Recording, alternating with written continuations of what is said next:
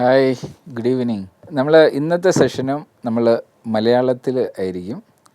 ഈ സെഷൻ്റെ English version already video ആയിട്ട് നിങ്ങൾക്ക് തരുന്നതാണ്. അപ്പോൾ മലയാളം അറിയാത്തവർക്ക് ആ ഇംഗ്ലീഷ് വീഡിയോ നിങ്ങൾക്ക് ഫോളോ ചെയ്യാവുന്നതാണ്, ഒബ്ലിഗേഷനെ കുറിച്ചുള്ളത്. പക്ഷേ ഇത് തുടങ്ങുന്നതിന് മുമ്പ് നമുക്ക് കഴിഞ്ഞ ക്ലാസ്സിൻ്റെ ജസ്റ്റ് ഒരു റിവ്യൂ, ഒരു 5 minutes. കഴിഞ്ഞ ക്ലാസ്സിൽ നമ്മൾ ഡിസ്കസ് ചെയ്തത് 100 ക്യാരക്ടർ ഡെഫിഷ്യൻസിയെ കുറിച്ചല്ലേ. എത്ര പേര് അത് സീരിയസ് ആയിട്ട് നോക്കുകയും അതിനകത്ത് എന്തെങ്കിലുമൊക്കെ ക്യാരക്ടർ ഡെഫിഷ്യൻസി കറക്ഷൻസിന് വേണ്ടി ആ ഒരു പ്രോസസ്സ് നടത്തി എത്ര പേരുണ്ട്? ഒന്ന് കൈവെക്കുമോ? പോയിൻറ്റ്സ് സെൽഫ് അനാലിസിസ് നടത്തി എത്ര പേരുണ്ട്? മറ്റൊരാളെ കൊണ്ട് ചെയ്യിച്ച എത്ര പേരുണ്ട്? എല്ലാവരും ചെയ്തോ? വിപിൻ, എത്ര പേര് ചെയ്തിട്ടുണ്ട്? 3 പേര് സാർ. 3 പേര്. ഓക്കെ. ആക്ച്വലി ഇത് തന്നെയാണ് ക്യാരക്ടർ ഡെഫിഷ്യൻസിയുടെ ഒരു കാര്യം. ഇപ്പം നിങ്ങളിപ്പം കുട്ടികളാണ്. ഒരു മെൻറ്റർ നിങ്ങൾക്ക് വേണ്ടി സമയം കളഞ്ഞ് വന്ന് ക്ലാസ് എടുക്കുമ്പോൾ, ഒരു അസൈൻമെൻറ്റ് തരുമ്പോൾ അത് പ്രാക്ടീസ് ചെയ്യാതിരിക്കുന്നത്, അത് നമ്മുടെ ഉള്ളിലെ ഒരു ലേസി പേഴ്സൺ നമ്മുടെ ഉള്ളിലുണ്ട്. അതൊരു തരം ഡെഫിഷ്യൻസിയാണ്. അത് നമ്മൾ കറക്റ്റ് ചെയ്തില്ലെങ്കിൽ അതിങ്ങനെ മൗണ്ട് ചെയ്ത് നമ്മൾ സ്കൂളിലൊക്കെ പോയി എത്ര പഠിച്ചു കഴിഞ്ഞാലും ആ ലേസിനെസ്സിനെ നമ്മളെടുത്ത് കളഞ്ഞില്ലെങ്കിൽ അതൊരു ഭയങ്കര പ്രോബ്ലമാണ്. അപ്പം ചെയ്യാത്തവർ തീർച്ചയായിട്ടും അടുത്ത ക്ലാസ്സിൽ വരുന്നതിന് മുമ്പ് ചെയ്യാൻ ശ്രമിക്കണം. കാര്യം നമ്മൾ ഈ ക്ലാസ് നടത്തുന്നത് തന്നെ നിങ്ങളുടെ ഉള്ളിലെ ഇത്തരം കുറവുകൾ പരിഹരിക്കുക, നിങ്ങളെ നല്ല രീതിയിലേക്ക് കൊണ്ടുവരിക എന്നുള്ള ഉദ്ദേശത്തിലാണ്. അപ്പോൾ അതിനകത്ത് ഏതെങ്കിലും ഒരു കറക്ഷൻ വരുത്താൻ ശ്രമിച്ച എത്ര പേരുണ്ട്? ഒന്ന് കൈവെക്കൂ. ഏതെങ്കിലും ഒരു ക്യാരക്ടർ ഡെഫിഷ്യൻസി, ഒന്നിൽ കൂടുതലോ ഡെഫിഷ്യൻസി കറക്റ്റ് ചെയ്യാൻ വേണ്ടി ഇനിഷ്യേറ്റ് ചെയ്ത് എത്ര പേരുണ്ട്? ഒന്ന് കൈവെക്കൂ. ഓക്കെ.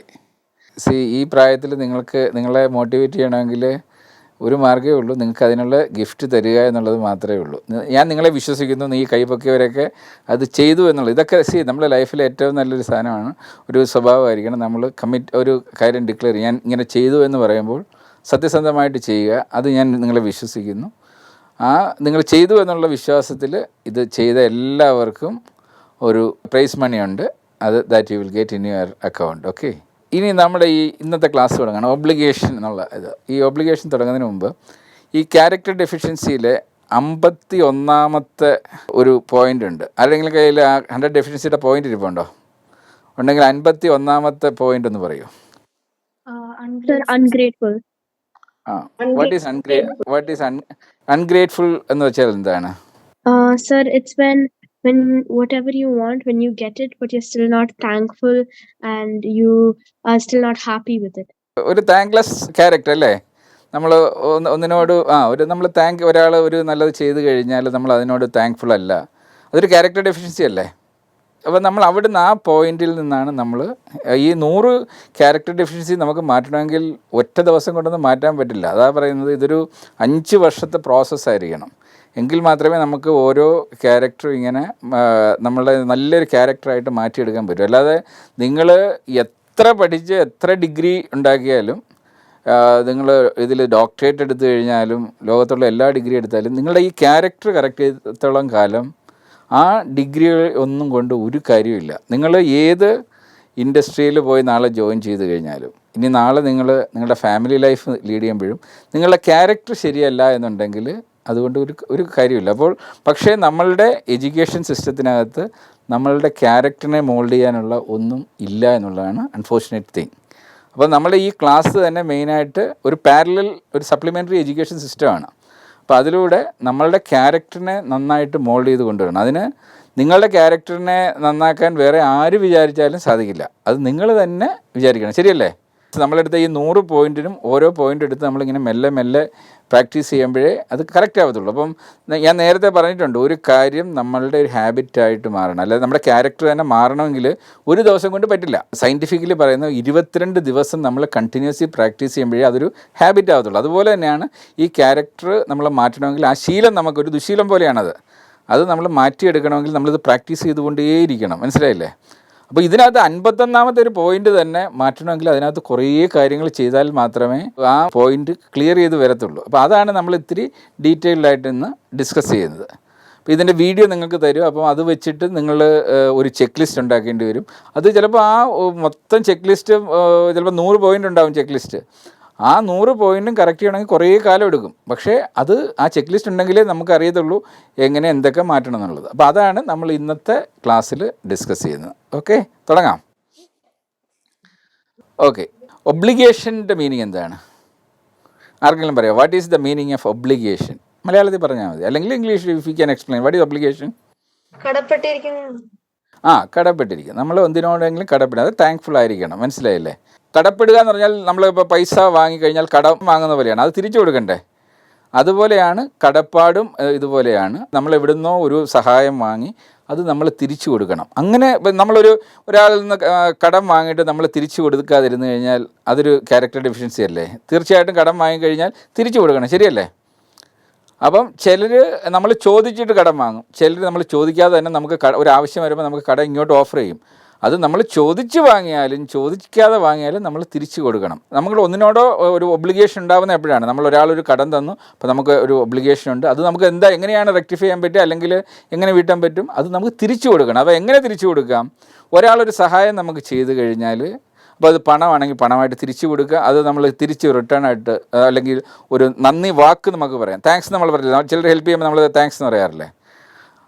അതുപോലെ നമ്മൾ തിരിച്ച് നമ്മളത് ലവായിട്ട് കൊടുക്കാൻ പറ്റും, ഒരു ഗിഫ്റ്റായിട്ട് നമുക്ക് കൊടുക്കാൻ പറ്റും, അല്ലെങ്കിൽ നമ്മുടെ ഒരു പ്രസൻസായിട്ട് അവർ തിരിച്ച് ഒരാവശ്യം വരെ ഇടയ്ക്ക് അവരെ പോയി കാണുമ്പം നമ്മുടെ നന്ദി അറിയിക്കുകയാണ്. എന്നോ ആ പുള്ളി നമ്മളെ ഒരു ഹെൽപ്പ് തന്നിരുന്നുണ്ട്, അപ്പോൾ അത് തിരിച്ച് നമ്മൾ കൊടുക്കുന്നത് നമ്മുടെ പ്രസൻസിലൂടെ ആയിരിക്കും, അല്ലെങ്കിൽ നല്ല വാക്ക് നമ്മൾ ഫോൺ ചെയ്തിട്ട് ആ ഒരു താങ്ക്സ് നമ്മൾ അറിയിക്കുന്നുണ്ട്. അങ്ങനെ ഒരുപാട് മെത്തേഡ്സ് ഉണ്ട് നമുക്ക് തിരിച്ച് ഇത് സഹായിക്കാവുന്ന, അല്ലെങ്കിൽ ആ വ്യക്തിക്ക് ഒരു സഹായം വരുന്ന സമയത്ത് നമ്മളെ സഹായമായിട്ട് തിരിച്ചു കൊടുക്കുക. അങ്ങനെ ഈ കടം വീട്ടാൻ ഒരുപാട് മാർഗങ്ങളുണ്ട്.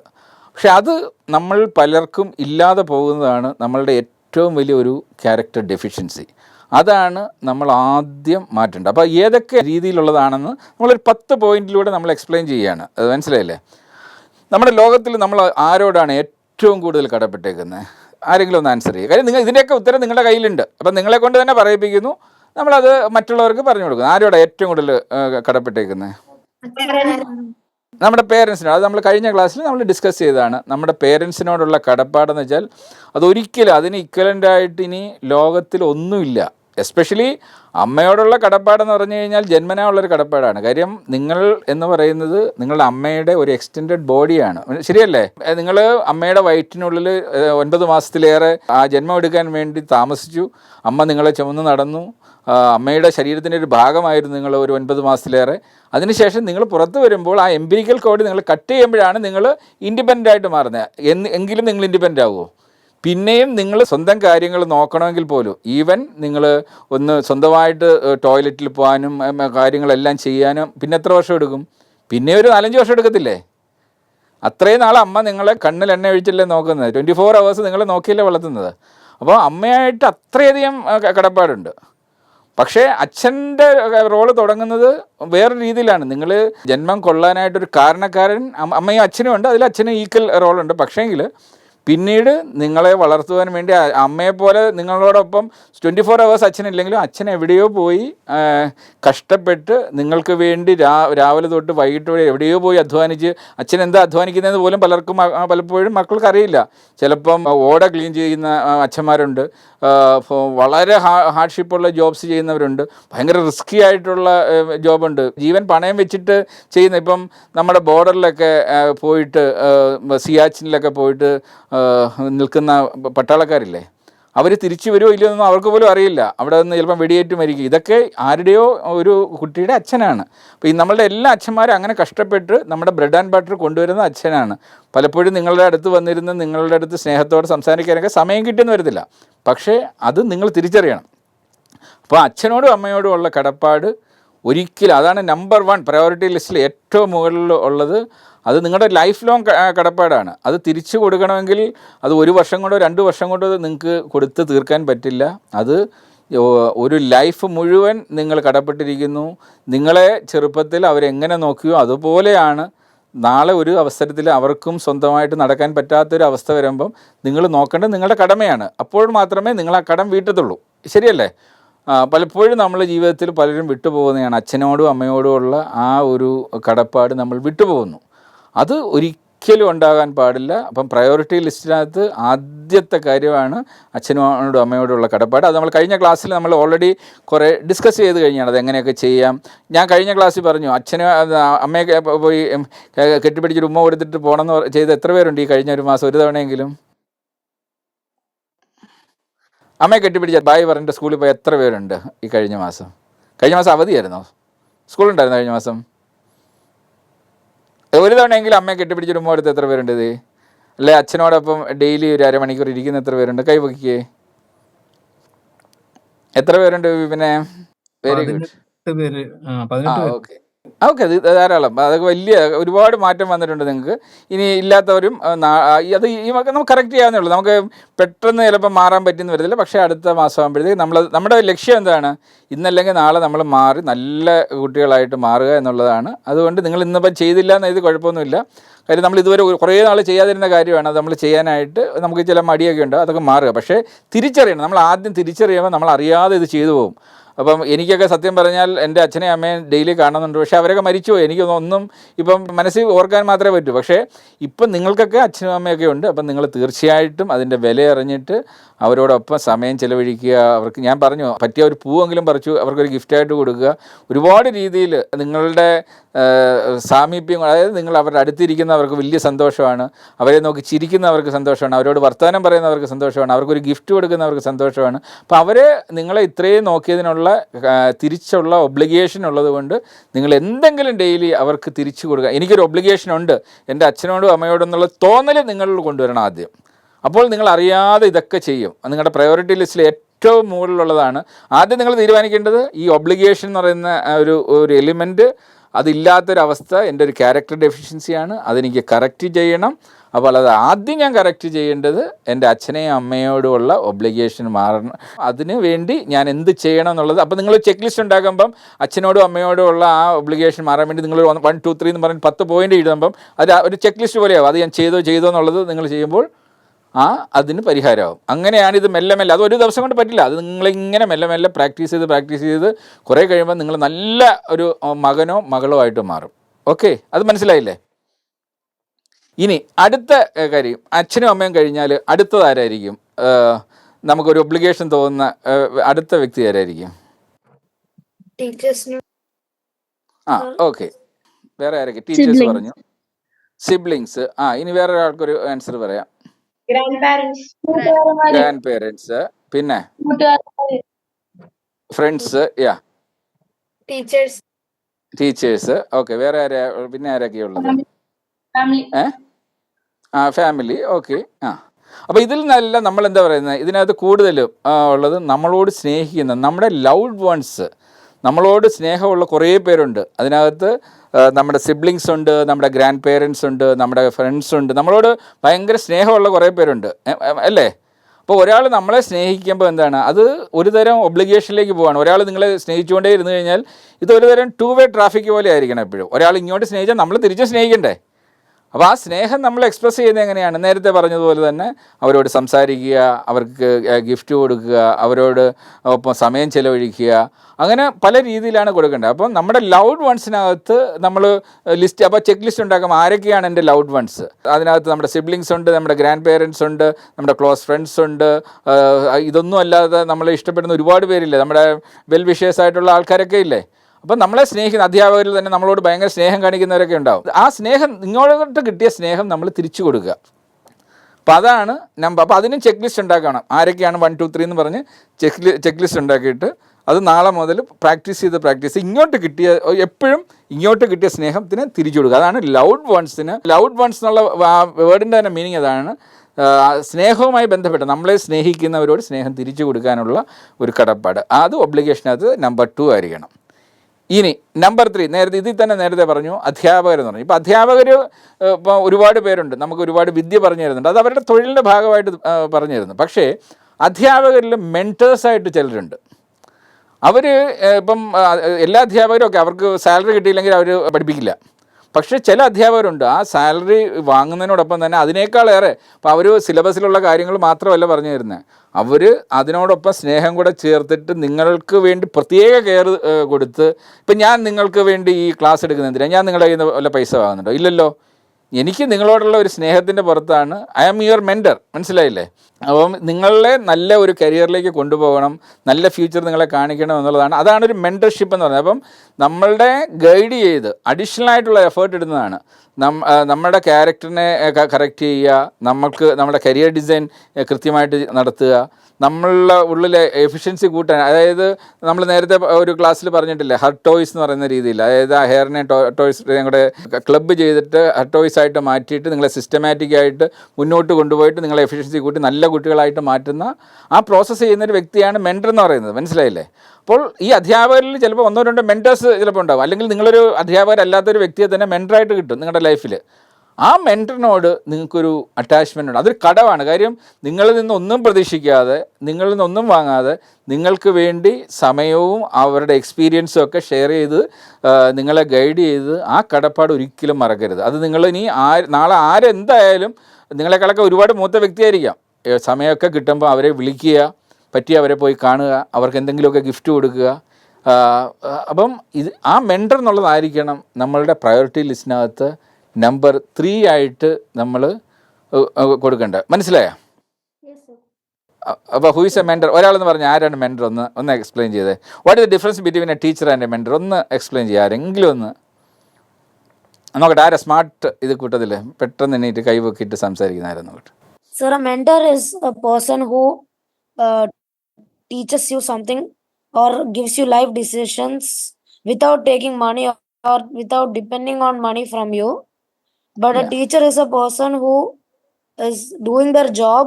അവര് ജോലി ചെയ്യാണ് പഠിപ്പിക്കല്. ചില ടീച്ചർമാർ നല്ലതാവാം, ചില ടീച്ചർമാർ പൈസ കിട്ടാനും പഠിപ്പിക്കും, ചില ടീച്ചർമാർ പഠിപ്പിക്കാൻ പൈസ മേടിക്കും.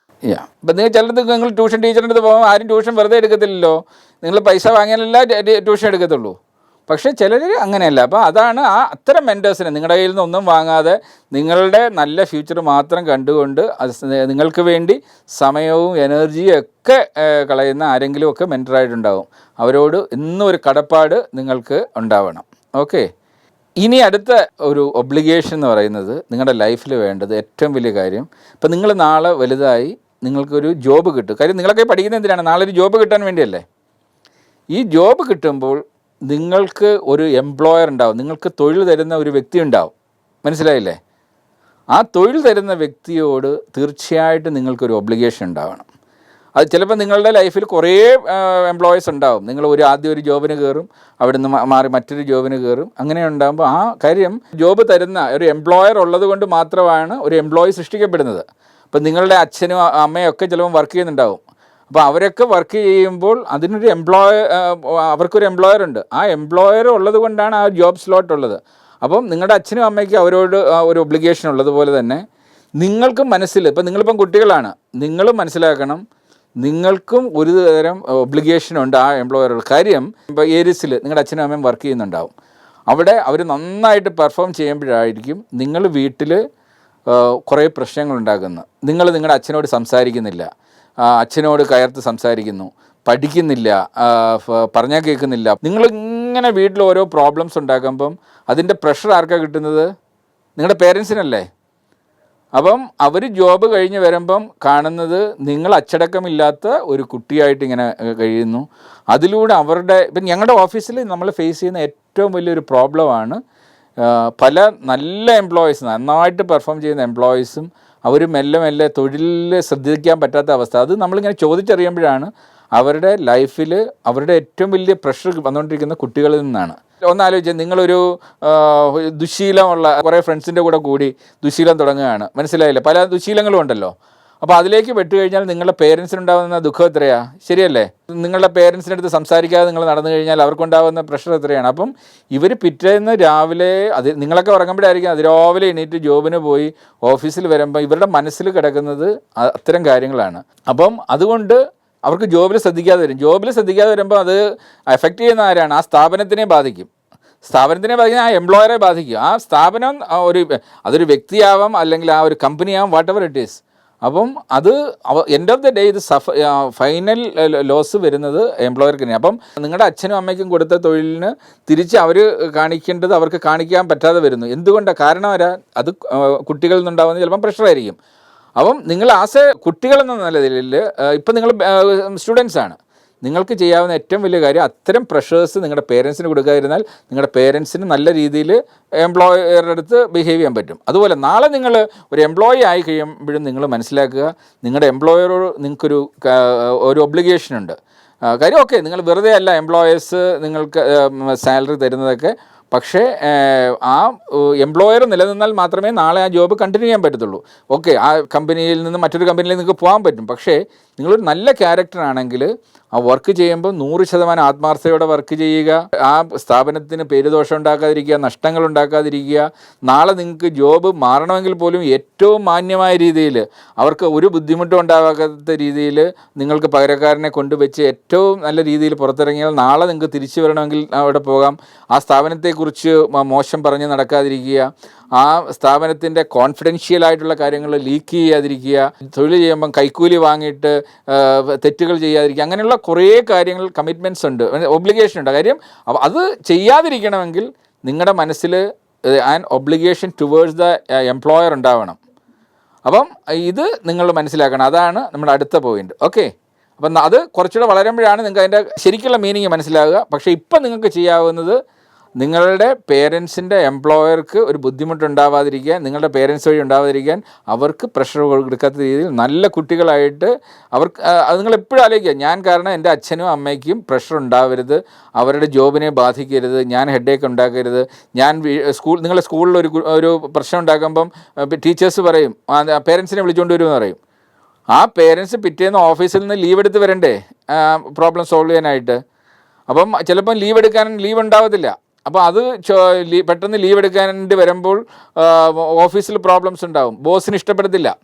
അപ്പോൾ അങ്ങനെ നിങ്ങളുടെ ഭാഗത്തു നിന്ന് ഒരു പ്രഷർ കൊടുക്കാതിരിക്കുക. ഒരു കുട്ടികളെന്ന നിലയിൽ നിങ്ങൾക്ക് ഇപ്പം ചെയ്യാവുന്ന കാര്യം അതാണ്. ഇനി അടുത്ത പോയിൻ്റ് എന്ന് പറഞ്ഞു കഴിഞ്ഞാൽ, നിങ്ങൾക്ക് ഹെൽപ്ഫുള്ളായിട്ടുള്ള ഏതെങ്കിലും ഒരു വ്യക്തിയുണ്ട് നിങ്ങളെ ലൈഫിൽ എവിടെയെങ്കിലുമൊക്കെ വെച്ച്. ഇപ്പം നമ്മൾ ഇതുവരെ പറഞ്ഞതൊക്കെ ഇപ്പം മെൻറ്ററൊക്കെ ഹെൽപ്പ് ചെയ്യുന്നുണ്ട്. ഇത് കൂടാതെ അൺഎക്സ്പെക്റ്റഡായിട്ട് ഹെൽപ്പ് ചെയ്യുന്ന ഒരുപാട് പേരുണ്ടാവും ലൈഫിൽ. മനസ്സിലായില്ലേ? അതായത് തീരെ പ്രതീക്ഷിക്കാതിരിക്കുമ്പോൾ നിങ്ങൾക്കൊരു പ്രോബ്ലം ഉണ്ടായിരുന്നു, പെട്ടെന്ന് ഒരു വഴിക്ക് പോകുന്ന സമയത്ത് പെട്ടെന്ന് നിങ്ങൾക്കൊരു ഹെൽപ്പ് കിട്ടി. എവിടുന്നോ നിങ്ങളുടെ പിക്ക് പോക്കറ്റ് ചെയ്ത്, നിങ്ങളുടെ കയ്യിൽ പൈസയില്ല, ആരോ ഒരാൾ പെട്ടെന്ന് ഹെൽപ്പ് ചെയ്തു. അങ്ങനെയൊക്കെയുള്ള ഡിഫറെൻറ്റ് കാര്യങ്ങളുണ്ട്. നിങ്ങൾക്ക് എന്തെങ്കിലും ഒരു ആവശ്യം, പെട്ടെന്നൊരാവശ്യം വന്ന്, അത് പണം തന്നെ വേണമെന്നില്ല, മറ്റൊരു ഹെൽപ്പ് വേണ്ട ഒരു സമയത്ത് നിങ്ങൾക്ക് ഹെൽപ്പായിട്ട് എത്തി. അത്തരം ആൾക്കാരെ ഒരിക്കലും നിങ്ങൾ മറന്നു പോരുത്. അവർക്ക് എന്തെങ്കിലും അതൊരു കടപ്പാടാണ്. ഞാൻ ഒരാളിൽ നിന്നൊരു സഹായം സ്വീകരിച്ചു, അപ്പോൾ ആദ്യം നിങ്ങൾക്ക് ചെയ്യാവുന്ന എന്താണ്, ഒരു ഹെൽപ്പ് കിട്ടിയാൽ താങ്ക്സ് പറയുക. മനസ്സിലായില്ലേ? ഒരു നന്ദി അറിയിക്കുക അവിടെ വെച്ചിട്ട്. ശരിയല്ലേ? അതല്ലേ നമ്മൾ സാധാരണ ചെയ്യുന്നത്. എങ്കിലും നാളെ ഒരു അവസരം വന്നു കഴിഞ്ഞാൽ ആ വ്യക്തിക്ക് തിരിച്ച് അത്, നമ്മളെപ്പോഴും പൈസ കടം വാങ്ങിയാൽ പലിശ അടക്കമല്ലേ തിരിച്ചു കൊടുക്കുന്നത്.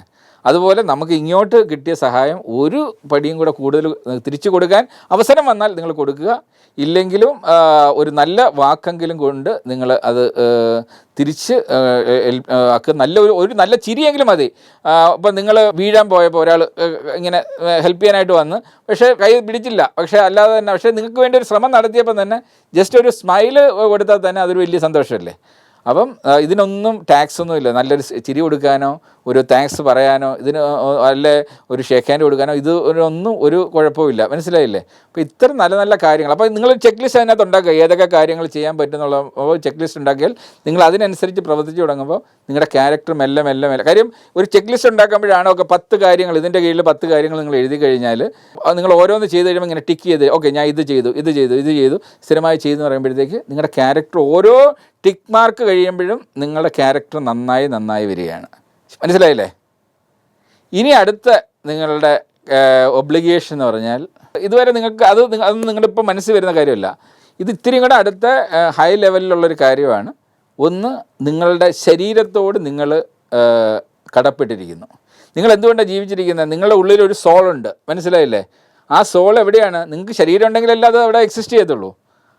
അപ്പം നമ്മൾ ഏറ്റവും കെയർലെസ് ആയിട്ട് നോക്കുന്ന ഒരു കാര്യമാണ് നമ്മുടെ ശരീരത്തിനെ. പലപ്പോഴും നമ്മൾ ആവശ്യത്തിന് ഉറക്കം കൊടുക്കത്തില്ല, ആവശ്യത്തിന് വെള്ളം കുടിക്കത്തില്ല, സമയത്തിന് ഭക്ഷണം കഴിക്കത്തില്ല, എക്സസ് ഭക്ഷണം ചിലപ്പം കഴിക്കും. ഇതിന് എക്സസൈസ് നമ്മൾ ചെയ്യില്ല. നിങ്ങൾ പോയിട്ട് ഇപ്പോൾ പെപ്സിയും കോളയൊക്കെ കഴിക്കുമ്പോൾ നിങ്ങൾ ആക്ച്വലി നിങ്ങളുടെ ബോഡിയെ അബ്യൂസ് ചെയ്യുമല്ലേ. ശരിക്കും ഓൾമോസ്റ്റ് പോയിസണസ് ആയിട്ടുള്ള കാര്യങ്ങൾ ഇപ്പം നിങ്ങൾ പെപ്സി അകത്തേക്ക് കഴിച്ചു കഴിഞ്ഞാൽ അതിനെ നിങ്ങളുടെ ബോഡി കംപ്ലീറ്റ്ലി പ്രോസസ്സ് ചെയ്ത് അത് ഓരോന്നിനെ സെപ്പറേറ്റ് ചെയ്തിട്ടല്ല അതിനെ ഡിസ്ചാർജ് ചെയ്യാൻ പറ്റത്തുള്ളൂ. അപ്പോൾ നിങ്ങളായിട്ട് നിങ്ങളുടെ ബോഡിയെ ട്രബിൾ ചെയ്യുന്ന കാര്യങ്ങൾ നിർത്തുക. നിങ്ങൾ ദുശീലങ്ങളിലേക്ക് പോയി കഴിഞ്ഞാൽ അത് നിങ്ങൾക്ക് ബോഡിക്ക് കേടാണ്. അപ്പോൾ അതിനും ഒരു ചെക്ക് ലിസ്റ്റ് ഉണ്ടാക്കുക. എൻ്റെ ബോഡിയെ ഞാൻ കേടാക്കാതിരിക്കാൻ ഇന്ന കാര്യങ്ങൾ ഞാൻ ചെയ്യില്ല. അതും ഒരു 10 പോയിൻ്റ് നിങ്ങൾ എഴുതി കഴിഞ്ഞാൽ നിങ്ങൾക്ക് കാര്യം 10 പോയിന്റിൽ നിന്ന് നിങ്ങൾക്ക് 100ലേക്ക് എത്തണമെങ്കിൽ ഓരോന്നിലും ഒരു 10 പോയിന്റുകൾ നിങ്ങൾ എഴുതി കഴിഞ്ഞാൽ അത് പ്രാക്ടീസ് ചെയ്യുക. ഞാൻ കൃത്യമായിട്ട് ഉറങ്ങും, കൃത്യമായിട്ട് വെള്ളം കുടിക്കും, ഇഷ്ടംപോലെ വെള്ളം കുടിക്കും, ഭക്ഷണം കറക്റ്റ് ആവശ്യത്തിനെ കഴിക്കത്തുള്ളൂ, എക്സസൈസ് ചെയ്യും, ബാഡ് ഹാബിറ്റ്സ് ഉണ്ടാക്കില്ല, പ്രിസർവേറ്റീവ്സ് ചേർത്ത കാര്യങ്ങൾ ഞാൻ കഴിക്കില്ല. ഇങ്ങനെയുള്ള കാര്യങ്ങൾ ചെയ്ത് വരും. ഓരോന്നും നിങ്ങൾ ചെയ്യുമ്പോൾ നിങ്ങളുടെ ബോഡിയോടുള്ള ഒബ്ലിഗേഷൻ, ആ കടപ്പാട് നിങ്ങൾ തീർക്കുകയാണ്. മനസ്സിലായില്ലേ? ഇനി അടുത്ത പോയിന്റ് എന്ന് വെച്ചാൽ നിങ്ങളുടെ മൈൻഡിനോട് നിങ്ങൾക്ക് ഒരു കമ്മിറ്റ്മെൻ്റ് ഉണ്ടാവണം. മനസ്സിലായില്ലേ? കാര്യം നിങ്ങൾക്ക് നല്ല പോസിറ്റീവ് തോട്ട്സ് വരണം, ഭയങ്കര ഡൈനാമിക്കായിട്ട് നിങ്ങൾക്ക് തിങ്ക് ചെയ്യണം. ഇതൊക്കെ ആരാ പ്രേരിപ്പിക്കുന്നത്? ഇതൊക്കെ നിങ്ങളുടെ മൈൻഡാണ്. നിങ്ങളുടെ നല്ലൊരു മൈൻഡ് ഉണ്ടെങ്കിൽ മാത്രമേ നിങ്ങൾക്ക് നല്ലൊരു ക്യാരക്ടർ ആവാൻ പറ്റും. നിങ്ങളുടെ ഈ ക്യാരക്ടർ ഡെഫിഷ്യൻസി മൊത്തം എവിടെ കിടക്കുന്നത്? നിങ്ങളുടെ മൈൻഡിനകത്താണ് ഈ പ്രോബ്ലം കിടക്കുന്നത്. അപ്പം ആ ഒരു ഡെഫിഷ്യൻസി മാറ്റണമെങ്കിൽ എന്താ ചെയ്യേണ്ടത്? നമ്മളുടെ ക്യാരക്ടർ ഡെഫിഷ്യൻസിയിലുള്ള ഓരോ പോയിൻറ്റ് നിങ്ങൾ കറക്റ്റ് ചെയ്ത് വരുമ്പോൾ നിങ്ങളുടെ മൈൻഡ് നല്ല പ്യൂരിഫൈ ആവും. അപ്പോൾ അതിനുവേണ്ടി നിങ്ങൾക്ക് ഒരുപാട് മാർഗ്ഗങ്ങളുണ്ട്. നല്ല മൈൻഡ് വേണമെങ്കിൽ നിങ്ങൾക്ക് മെഡിറ്റേഷൻ ചെയ്യാം, കുറച്ചൊക്കെ സ്പിരിച്വൽ ആവാം. അങ്ങനെ ഓരോ കാര്യങ്ങൾ നിങ്ങളുടെ മൈൻഡ് നല്ല ഒന്നിനകത്തേക്ക് ഫോക്കസ് ചെയ്ത് നിങ്ങൾ നല്ല തോട്ട്സും ഉണ്ട്, നല്ല പോസിറ്റീവ് തോട്ട്സിനെ കുറിച്ച് നല്ല കാര്യങ്ങളെ ആക്കുക. മൈൻഡിൽ നിന്നും ഇപ്പോൾ ഒരാളോട് ദേഷ്യം വരുന്ന കാര്യങ്ങൾ അവോയ്ഡ് ചെയ്യുക. അങ്ങനെയുള്ള മൈൻഡിനെ ട്രബിൾ ചെയ്യുന്ന കാര്യങ്ങളൊക്കെ ഇങ്ങനെ അതിനൊരു ചെക്ക് ലിസ്റ്റ് ഉണ്ടാക്കുക. എൻ്റെ മൈൻഡിനെ പ്യൂരിഫൈ ചെയ്യാൻ വേണ്ടി ഞാൻ ഇന്ന കാര്യങ്ങൾ ചെയ്യില്ല എന്നൊരു ചെക്ക് ലിസ്റ്റ് ഉണ്ടായി കഴിഞ്ഞാൽ അതും ഓരോന്നായിട്ട് പ്രാക്ടീസ് ചെയ്താൽ നല്ലൊരു മൈൻഡ്, പീസ്ഫുൾ മൈൻഡായിരിക്കും. ആരോടും ദേഷ്യമോ ഒന്നുമില്ലാതെ നല്ല പീസ്ഫുള്ളായിട്ട് നിങ്ങൾക്ക് നല്ല സ്ലീപ്പ് കിട്ടും.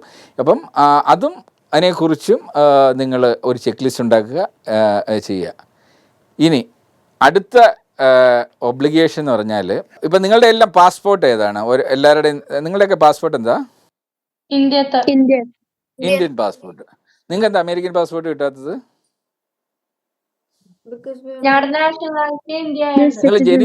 നിങ്ങൾ ജനിച്ചത് ഇന്ത്യയിലാണ്, ശരിയല്ലേ? നിങ്ങൾ ജനിച്ചത് ഇന്ത്യയിലാണ്, നിങ്ങൾ വളർന്നത് ഇന്ത്യയിലാണ്. ഇപ്പം ഇവിടെ മിക്കവാറും ജനിച്ചവർ, ഇപ്പം ഗൾഫിൽ ജനിച്ച കുറേ പേര് ഇവിടെ സ്കൂൾസിലൊക്കെ ആയിരിക്കും പറ്റുന്നത്. പക്ഷേ now you are holding an Indian passport. അപ്പം ഇന്ത്യയിലുള്ള ജനസംഖ്യയിൽ ഏതാണ്ട് 90% ആൾക്കാർ ഇന്ത്യയിൽ തന്നെയാണ് താമസിക്കുന്നത്, 90% കൂടുതലും. അപ്പം അവിടെ ആ രാജ്യമാണ് നിങ്ങൾക്കൊരു അഡ്രസ്സ് ഉണ്ടാക്കി തന്നിരിക്കുന്നത്, ശരിയല്ലേ? നിങ്ങളൊരു ഇന്ത്യൻ എന്ന് പറയുന്നത് നിങ്ങൾ ജന്മം കൊണ്ട് എങ്ങനെയാണ് നിങ്ങളുടെ പേരൻസ് ഇന്ത്യൻസ് ആയിരുന്നു. ഇന്ത്യ എന്ന് പറയുന്ന രാജ്യം എങ്ങനെയുണ്ടായത്? ഒരുപാട് പേര് സ്ട്രഗിൾ ചെയ്തിട്ടാണ്. ഇപ്പോൾ മഹാത്മാഗാന്ധിയും ആ സമയത്ത് സ്വാതന്ത്ര്യം കിട്ടാൻ വേണ്ടി ഒരുപാട് പേര് കഷ്ടപ്പെട്ട്, നിങ്ങളുടെ ഫോർ ഫാദേഴ്സൊക്കെ അതിനകത്തുണ്ടാവും. അവരെല്ലാം കഷ്ടപ്പെട്ട് ഒരു കൺട്രി ഉണ്ടാക്കി. ലോകത്തുള്ള 200-ലേറെ രാജ്യങ്ങളുണ്ട്. ഈ ഓരോ രാജ്യം ഉണ്ടാകുന്നതിൻ്റെ പിന്നിൽ ഒരുപാട് കഷ്ടപ്പാടുകളുണ്ട്, മനസ്സിലായില്ലേ? അത് കഴിയുമ്പോൾ ആ രാജ്യത്തുള്ളവർക്ക് ഒരു പാസ്പോർട്ട് കിട്ടുന്നു. ആ രാജ്യത്തിൻ്റെ ഉത്തരവാദിത്വമാണ് അതിലുള്ള എല്ലാ ഇൻഡിവിജ്വൽസിനെയും, ആ രാജ്യത്തുള്ള ഓരോ വ്യക്തിയെയും പ്രൊട്ടക്റ്റ് ചെയ്യുക എന്നുള്ളത്. അതിനുവേണ്ടിയാണ് നമ്മൾ പട്ടാളത്തേക്ക് വെച്ചേക്കുന്നത്. അപ്പോൾ ഒന്ന് ആലോചിച്ചേ, ഇന്ത്യക്ക് പട്ടാളം ഇല്ലെങ്കിലുള്ള അവസ്ഥയൊന്നും ആലോചിച്ചേ. പാകിസ്ഥാൻ വന്നിട്ട് നമ്മളെല്ലാം പിടിച്ച് അകത്തിടത്തില്ലേ, ശരിയല്ലേ? അപ്പം ആ രാജ്യമാണ് നമ്മളെ പ്രൊട്ടക്റ്റ് ചെയ്യുന്നത്. പട്ടാളത്തിനെയൊക്കെ വെച്ച് പ്രൊട്ടക്റ്റ് ചെയ്യുന്നുണ്ട്. നമ്മൾ ഉപയോഗിക്കുന്ന കറൻസി ഏതാ? Indian currency. അപ്പം ആ ഇന്ത്യൻ കറൻസിക്ക് മൂല്യം ഉണ്ടാകുന്നത് എങ്ങനെയാണ്? അത് രാജ്യം അതുപോലെ ഒരു ഫിനാൻഷ്യൽ സിസ്റ്റം ഉണ്ടാക്കിയിട്ട് ആ കറൻസിയെ പ്രൊട്ടക്റ്റ് ചെയ്യുന്നതുകൊണ്ടാണ് നമ്മൾ ഇന്ന് നമ്മുടെ രൂപയ്ക്ക് മൂല്യം ഉണ്ടാകുന്നത്. അങ്ങനെ നിങ്ങൾക്ക് പഠിക്കാൻ സ്കൂൾ തരുന്നത്, സ്കൂൾസ്, നാട്ടിലുള്ള എഡ്യൂക്കേഷൻ സിസ്റ്റം, നിങ്ങൾക്ക് ഹോസ്പിറ്റൽസ്, അങ്ങനെ നിങ്ങൾക്ക് ആവശ്യമുള്ള ഒരുപാട് കാര്യങ്ങൾ രാജ്യം ടേക്ക് കെയർ ചെയ്യുന്നുണ്ട്. അപ്പോൾ ആ രാജ്യത്തിനോട് you need to have a obligation. അതുകൊണ്ടാണ് നല്ല ഒരു രാജ്യസ്നേഹം, നിങ്ങളൊരു പാട്രിയോട്ടിക് ആയിരിക്കണം, ശരിയല്ലേ? അതുകൊണ്ടല്ലേ നമ്മൾ നാഷണൽ ആന്തം കേൾക്കുമ്പോൾ നമ്മൾ എണീറ്റിരിക്കുന്നത് എന്തുകൊണ്ടാണ്? We are patriotic. India cricket കളിക്കുമ്പോൾ നമ്മളെല്ലാം ഇന്ത്യയുടെ കൂടെ നിൽക്കുന്നത് എന്താണ്? ആ പാട്രിയോട്ടിസം ഉണ്ട്. പക്ഷേ ആ പാട്രിയോട്ടിസം അങ്ങനെ ക്രിക്കറ്റ് കളിക്കുമ്പോഴോ പിന്നെ ഈ നാഷണൽ ആന്തം കേൾക്കുമ്പോഴും മാത്രമുള്ളതല്ല, നിങ്ങൾക്ക് കുറേ കമ്മിറ്റ്മെൻ്റ് ഉണ്ട്. അതെങ്ങനെ തീർക്കാൻ പറ്റും?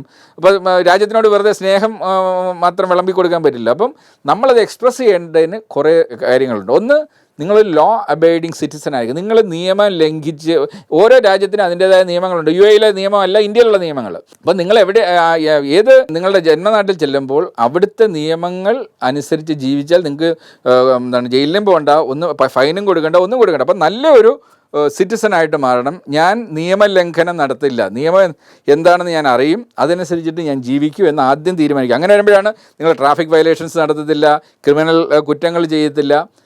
അതുപോലെ ഞാൻ ഒരു ആൻറ്റി സോഷ്യൽ എലിമെൻറ്റ്സ് ആവത്തില്ല, ഒരു ക്രിമിനൽ ആക്ടിവിറ്റി ചെയ്യത്തില്ല, ടെററിസത്തിലേക്കൊന്നും ഞാൻ പോവില്ല. മനസ്സിലായില്ലേ? അത് നിങ്ങളൊരു ടെററിസ്റ്റ് ആയി കഴിഞ്ഞാൽ ആ രാജ്യത്തിനെതിരെയാണ് നിങ്ങൾ പ്രവർത്തിക്കുന്നത്. നിങ്ങൾ ടാക്സ് കൊടുക്കാതിരിക്കുകയാണ്. നിങ്ങൾ ടാക്സ് കൊടുക്കാതിരിക്കുക അതൊരു ക്രൈമാണ്.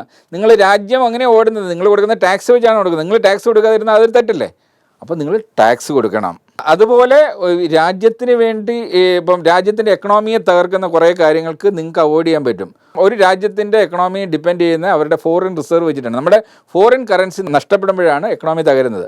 3 കാരണങ്ങൾ കൊണ്ടാണ് ഇന്ത്യയുടെ എക്കണോമി തകരുന്നത്. ഒന്ന്, നമ്മുടെ ഡിഫൻസ് പർച്ചേസ്, അത് നിങ്ങൾക്കൊന്നും ചെയ്യാൻ പറ്റത്തില്ല. കാര്യം ഡിഫൻസിൻ്റെ എക്യുപ്മെൻറ്റ്സ് ഒക്കെ പുറത്തുനിന്ന് ഉണ്ടാക്കുന്നത്, അതിനകത്ത് നിങ്ങൾക്ക് ഒന്നുമേ ചെയ്യാൻ പറ്റത്തില്ല. പിന്നെ രണ്ടാമത്തെ 2 കാര്യങ്ങൾക്ക് നിങ്ങൾക്ക് കോൺട്രിബ്യൂട്ട് ചെയ്യാൻ പറ്റും. ഒന്ന്, നമ്മളുടെ ഏറ്റവും കൂടുതൽ എക്കണോമി തകരുന്നത് നമ്മളുടെ ഓയിൽ കത്തിക്കുമ്പോഴാണ്. അതായത് നമ്മളുടെ കാറിൻ്റെ അകത്ത് പെട്രോൾ അടിക്കുമ്പോഴൊക്കെയാണ് നമുക്ക് ഏറ്റവും കൂടുതൽ നഷ്ടം ഉണ്ടാകുന്നത്. പലപ്പോഴും നിങ്ങൾ കണ്ടു കാണും, നിങ്ങളുടെ പേരൻസ് അച്ഛൻ ഒറ്റയ്ക്ക് കാർ എടുത്തുകൊണ്ട് പോകുന്ന കാണാം. 4 പേര് അല്ല 5 പേര് യാത്ര ചെയ്യേണ്ട കാറിൽ ഒറ്റയ്ക്ക് പോകുന്ന കാണാം. അപ്പോൾ ഇങ്ങനെ യാത്ര ചെയ്യുമ്പോൾ കൂടുതൽ ഡീസലോ പെട്രോളോ നമ്മൾ കത്തിക്കുമ്പോൾ അത് ഇന്ത്യൻ എക്കണോമിയെ തകർക്കും. അപ്പം നിങ്ങൾ കുട്ടികളെ പേരൻസിനോട് പറയാവുന്നതാണ്, വീട്ടിൽ ബൈക്ക് ഉണ്ടെങ്കിൽ ബൈക്ക് എടുത്ത് പോവുക, അല്ലെങ്കിൽ നമ്മുടെ കാറിൽ നിന്ന് നമുക്ക് ഇലക്ട്രിക് കാറിലേക്ക് മാറാം, നമ്മുടെ എക്കണോമി തകർക്കരുതെന്ന് പേരൻസിന് നിങ്ങൾക്ക് ഉപദേശിക്കാവുന്നതാണ്. നാളെ നിങ്ങൾ വലുതായി സ്വന്തമായി കാർ വാങ്ങുമ്പോഴും ഇങ്ങനെ ഫ്യൂവൽ കത്തിക്കുന്നത് കുറയ്ക്കാൻ ശ്രമിക്കുക, ആവശ്യമില്ലാതെ വണ്ടി കത്തിക്കുക. ഈ മാസം 50 ലിറ്റർ പെട്രോൾ നമ്മൾ കത്തിച്ചിട്ടുണ്ടെങ്കിൽ അടുത്ത തവണ നമ്മളത് 40 ആക്കാനായിട്ട് ചെയ്യുക. അപ്പം നിങ്ങൾക്ക് നിങ്ങളുടെ പേരൻസിനോട് ഇതൊക്കെ സജസ്റ്റ് ചെയ്യുകയാണ്, നമ്മൾ ഈ പെട്രോൾ കത്തിക്കണം, കുറയ്ക്കണം, നമ്മളുടെ എക്കണോമിയെ നമ്മൾ തകർക്കുന്നത്. അത് നിങ്ങൾക്ക് കോൺട്രിബ്യൂട്ട് ചെയ്യാൻ പറ്റുന്നൊരു കാര്യമാണ്. ഏറ്റവും അവസാനത്തെ സാധനം, നമ്മളുടെ ട്രേഡ് ഡെഫിസിറ്റ് എന്ന് പറയും. അതായത് നമ്മൾ ഇമ്പോർട്ട് ചെയ്യുന്നത് എക്സ്പോർട്ട് ചെയ്യുന്നത് തമ്മിലുള്ള ഇത് ഈക്വലാണെങ്കിൽ കുഴപ്പമില്ല. ഇന്ത്യയിൽ അത് 3 ഇരട്ടിയാണ്. നമ്മുടെ ഇമ്പോർട്ട് എക്സ്പോർട്ടിൻ്റെ 3 ഇരട്ടിയാണ്. അതെന്തുകൊണ്ടാണ്? നിങ്ങൾ ഈ സൂപ്പർ മാർക്കറ്റിൽ പോയിട്ട് ഫോറിൻ പ്രോഡക്റ്റ്സാണ് വാങ്ങുന്നത്. ഇപ്പോൾ ഇന്ത്യയിൽ വെച്ച് നിങ്ങളൊരു പേസ്റ്റ് വാങ്ങണം, നിങ്ങൾക്ക് ഇന്ത്യൻ പേസ്റ്റും വാങ്ങാം, ഫോറിൻ പേസ്റ്റും വാങ്ങാം. അപ്പോൾ ഇനി മുതൽ നിങ്ങൾ പേരൻസിൻ്റെ കൂടെ ഷോപ്പിന് പോകുമ്പം പറയുക, ഇതിൻ്റെ ബാക്കിൽ ബാർകോഡൊക്കെ ഉണ്ട്, ഇന്ത്യൻ പ്രോഡക്റ്റ്സ് എന്ന് തിരിച്ചറിയാനുള്ള. അപ്പം നിങ്ങൾ ഈ MRP നോക്കുന്നത്, അതിൻ്റെ വില നോക്കുന്നത് പോലെ ഇത് എവിടെ നിർമ്മിച്ചതെന്ന് നോക്കിയിട്ട് ഇന്ത്യൻ പ്രോഡക്റ്റ്സ് വാങ്ങാൻ ശ്രമിച്ചു കഴിഞ്ഞാൽ, നിങ്ങൾ ഷോപ്പിങ്ങിന് പോയിട്ട് 25 പ്രോഡക്റ്റ് വാങ്ങിയാൽ ചിലപ്പോൾ 20 ഫോറിൻ പ്രോഡക്റ്റ് ആയിരിക്കും. അപ്പം നിങ്ങൾ അടുത്ത തവണ ഷോപ്പിങ്ങിന് പോകുമ്പം ഈ 20 പ്രോഡക്റ്റിൽ ഒരു 5 പ്രോഡക്റ്റെങ്കിലും നിങ്ങൾ പറഞ്ഞിട്ട് ഇന്ത്യൻ പ്രോഡക്റ്റിലേക്ക് മാറിക്കഴിഞ്ഞാൽ അത് നിങ്ങളുടെ കോൺട്രിബ്യൂഷനാണ്. അത് നിങ്ങളുടെ രാജ്യത്തിന് കൊടുക്കുന്ന ഒരു കാര്യമാണ്. അപ്പം നിങ്ങളുടെ ചെക്ക് ലിസ്റ്റിനകത്ത് ഇതൊക്കെ എഴുതുക, ഞാൻ ഇങ്ങനെയൊക്കെ ചെയ്യും, ഞാൻ പേരൻസിനെ ഗൈഡ് ചെയ്യും, ഞാൻ ആവശ്യമില്ലാതെ ലക്ഷറിയുടെ പുറകെ പോവില്ല, ഇങ്ങനെയൊക്കെയുള്ള എങ്ങനെയൊക്കെ ചെയ്യാന്നുള്ളത് എഴുതി വെക്കുക. ഓക്കെ. ഇനി അടുത്തത്, നിങ്ങളുടെ ഒബ്ലിഗേഷൻ ടുവേർഡ്സ് യുവർ നേച്ചർ. അതായത് നമ്മൾ ഈ ലോകത്തിൽ ഇന്ന് എക്സിസ്റ്റ് ചെയ്യുന്നത് എന്തുകൊണ്ടാണ്? ഈ നേച്ചർ ഉള്ളത് കൊണ്ടാണ്. മനസ്സിലായില്ല? ആ നേച്ചറിനെതിരെ നിങ്ങൾ പ്രവർത്തിക്കാതിരിക്കുക. അത് നമ്മൾ ഒരുപാട് രീതിയിൽ നമ്മുടെ നേച്ചറിനെ സ്പോയിൽ ചെയ്യുന്നതുകൊണ്ടാണ് നമ്മളുടെ ഓസോൺ ലെയർ നഷ്ടപ്പെടുന്നത്, നമ്മുടെ ഗ്ലോബൽ വാർമിംഗ് ഉണ്ടാകുന്നത്. അപ്പം നിങ്ങൾക്ക് തന്നെ അറിയാം, നമ്മുടെ കോവിഡിൻ്റെ സമയത്ത് നമ്മുടെ ഗ്ലോബൽ വാർമിംഗ് ഭയങ്കരമായിട്ട് കുറയാൻ ശ്രമമായിട്ട് നമ്മുടെ ഓസോൺ ലെയറൊക്കെ ഫില്ലായി എന്നൊക്കെ നമ്മൾ കേട്ടിട്ടില്ലേ? എന്തുകൊണ്ടാണ്? ആ പൊല്യൂഷൻ കുറഞ്ഞു.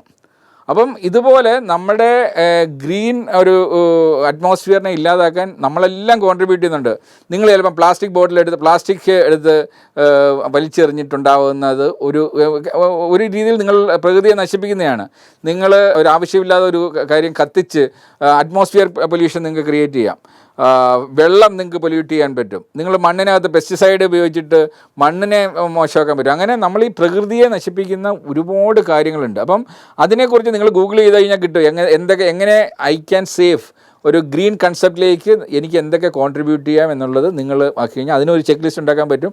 അതിൽ നിങ്ങൾ കോൺട്രിബ്യൂട്ട് ചെയ്യാൻ ശ്രമിക്കുക. അപ്പോഴാണ് പ്രകൃതിയോടുള്ള ഒബ്ലിഗേഷൻ നിങ്ങൾക്ക് ഉണ്ടാകുന്നത്. മനസ്സിലായില്ലേ? ഇനി അവസാനത്തെ ഒരു കാര്യമുണ്ട്, അത് ഒബ്ലിഗേഷൻ ടു ദ ഗോഡ്. എന്താണ് ഗോഡ്? ഗോഡ് എന്ന് പറഞ്ഞാൽ നമ്മുടെ ഒരു ക്രിയേറ്ററാണ്. ആർക്കും അറിയില്ല, ഇന്നും അറിയത്തില്ല ആരാണ് ആ ഗോഡ് എന്നുള്ളതല്ല, ഒരു അൺനോൺ കാര്യമാണ് അത്. ഓരോ മതത്തിൽ വിശ്വസിക്കുന്നവർ അതിങ്ങനെയാണെന്ന് കരുതും, പക്ഷേ ശരിക്കുള്ള ആ ഒരു ഗോഡ് ആരാന്നുള്ളത് ആർക്കും അറിയില്ല. ഒരു അൺനോൺ കാര്യത്തിൽ പക്ഷേ ഒരു ഇതൊക്കെ ഉണ്ടാവണമെങ്കിൽ ഏതോ ഒരു ശക്തി ഉണ്ടാവണം. അപ്പം you need to be a god fearing person. അത് നിങ്ങളുടെ വിശ്വാസം അനുസരിച്ചിട്ട്, നിങ്ങളുടെ റിലിജിയൻ അനുസരിച്ചിട്ട് നിങ്ങൾക്ക് ആ ഒരു റൂട്ട് വിധിക്കാം. അത് എന്തിനാണ് ഒരു റിലിജിയനെ വിശ്വസിക്കുന്നത് അതിനനുസരിച്ചിട്ട് ജീവിക്കുമ്പോൾ നിങ്ങളൊരു ഗോഡ് ഫിയറിങ് പേഴ്സൺ ആകുമ്പോൾ നിങ്ങൾ അത് ഒരു ഒബ്ലിഗേഷൻ എന്ന നിലയിൽ നിങ്ങൾ തെറ്റുകൾ ചെയ്യാതിരിക്കുന്നു. ഒരു ഗോഡ് ഫിയറിങ് പേഴ്സണ് മാത്രമേ ഒരു നല്ല അത് ക്യാരക്ടർ മോൾഡിങ്ങിൻ്റെ ഓരോ മതത്തിലും പറഞ്ഞുള്ളൂ, നിങ്ങൾ ഇന്ന കാര്യങ്ങൾ ചെയ്യരുത്. അത് ഗോഡ് ഫിയറിങ് ആകുമ്പോൾ നിങ്ങൾ ചെയ്യാതിരിക്കും. അതിനുവേണ്ടിയാണ് ആ ഗോഡിനെ വെച്ചിട്ട് നമ്മൾ ഓരോ റിലിജനും അങ്ങനെ പറയുന്നത്. പക്ഷേ ഇതിന് ഏറ്റവും സിംപ്ലിഫൈ, നിങ്ങളൊക്കെ സ്റ്റുഡൻസ് ആണ്, സയൻസ് പഠിക്കുന്നവരാണ്. ഇതിൽ ന്യൂട്ടൺസ് ലോ അറിയാവുന്ന എത്ര പേരുണ്ടെന്ന് കൈവയ്ക്കുകയെ? തേർഡ് ലോ അറിയാവുന്ന, ന്യൂട്ടൻ്റെ തേർഡ് ലോ അറിയാവുന്ന എത്ര പേരുണ്ടെന്ന് കൈവയ്ക്കുകയെ? ഓക്കെ, അത് മറ്റുള്ളവർ ചിലപ്പം പഠിച്ചിട്ടുണ്ടാവില്ല. ഈ ന്യൂട്ടൺസ് ലോയിൽ, തേർഡ് ലോയിൽ 3 ലോയാണ് ന്യൂട്ടനുള്ളത്. അതിൽ മൂന്നാമത്തെ ലോ എന്ന് പറഞ്ഞാൽ for every action there is an equal and opposite reaction എന്ന് പറയും. നമ്മൾ എന്ത് കാര്യം ചെയ്താലും അതിനൊരു റിയാക്ഷൻ ഉണ്ടാവും.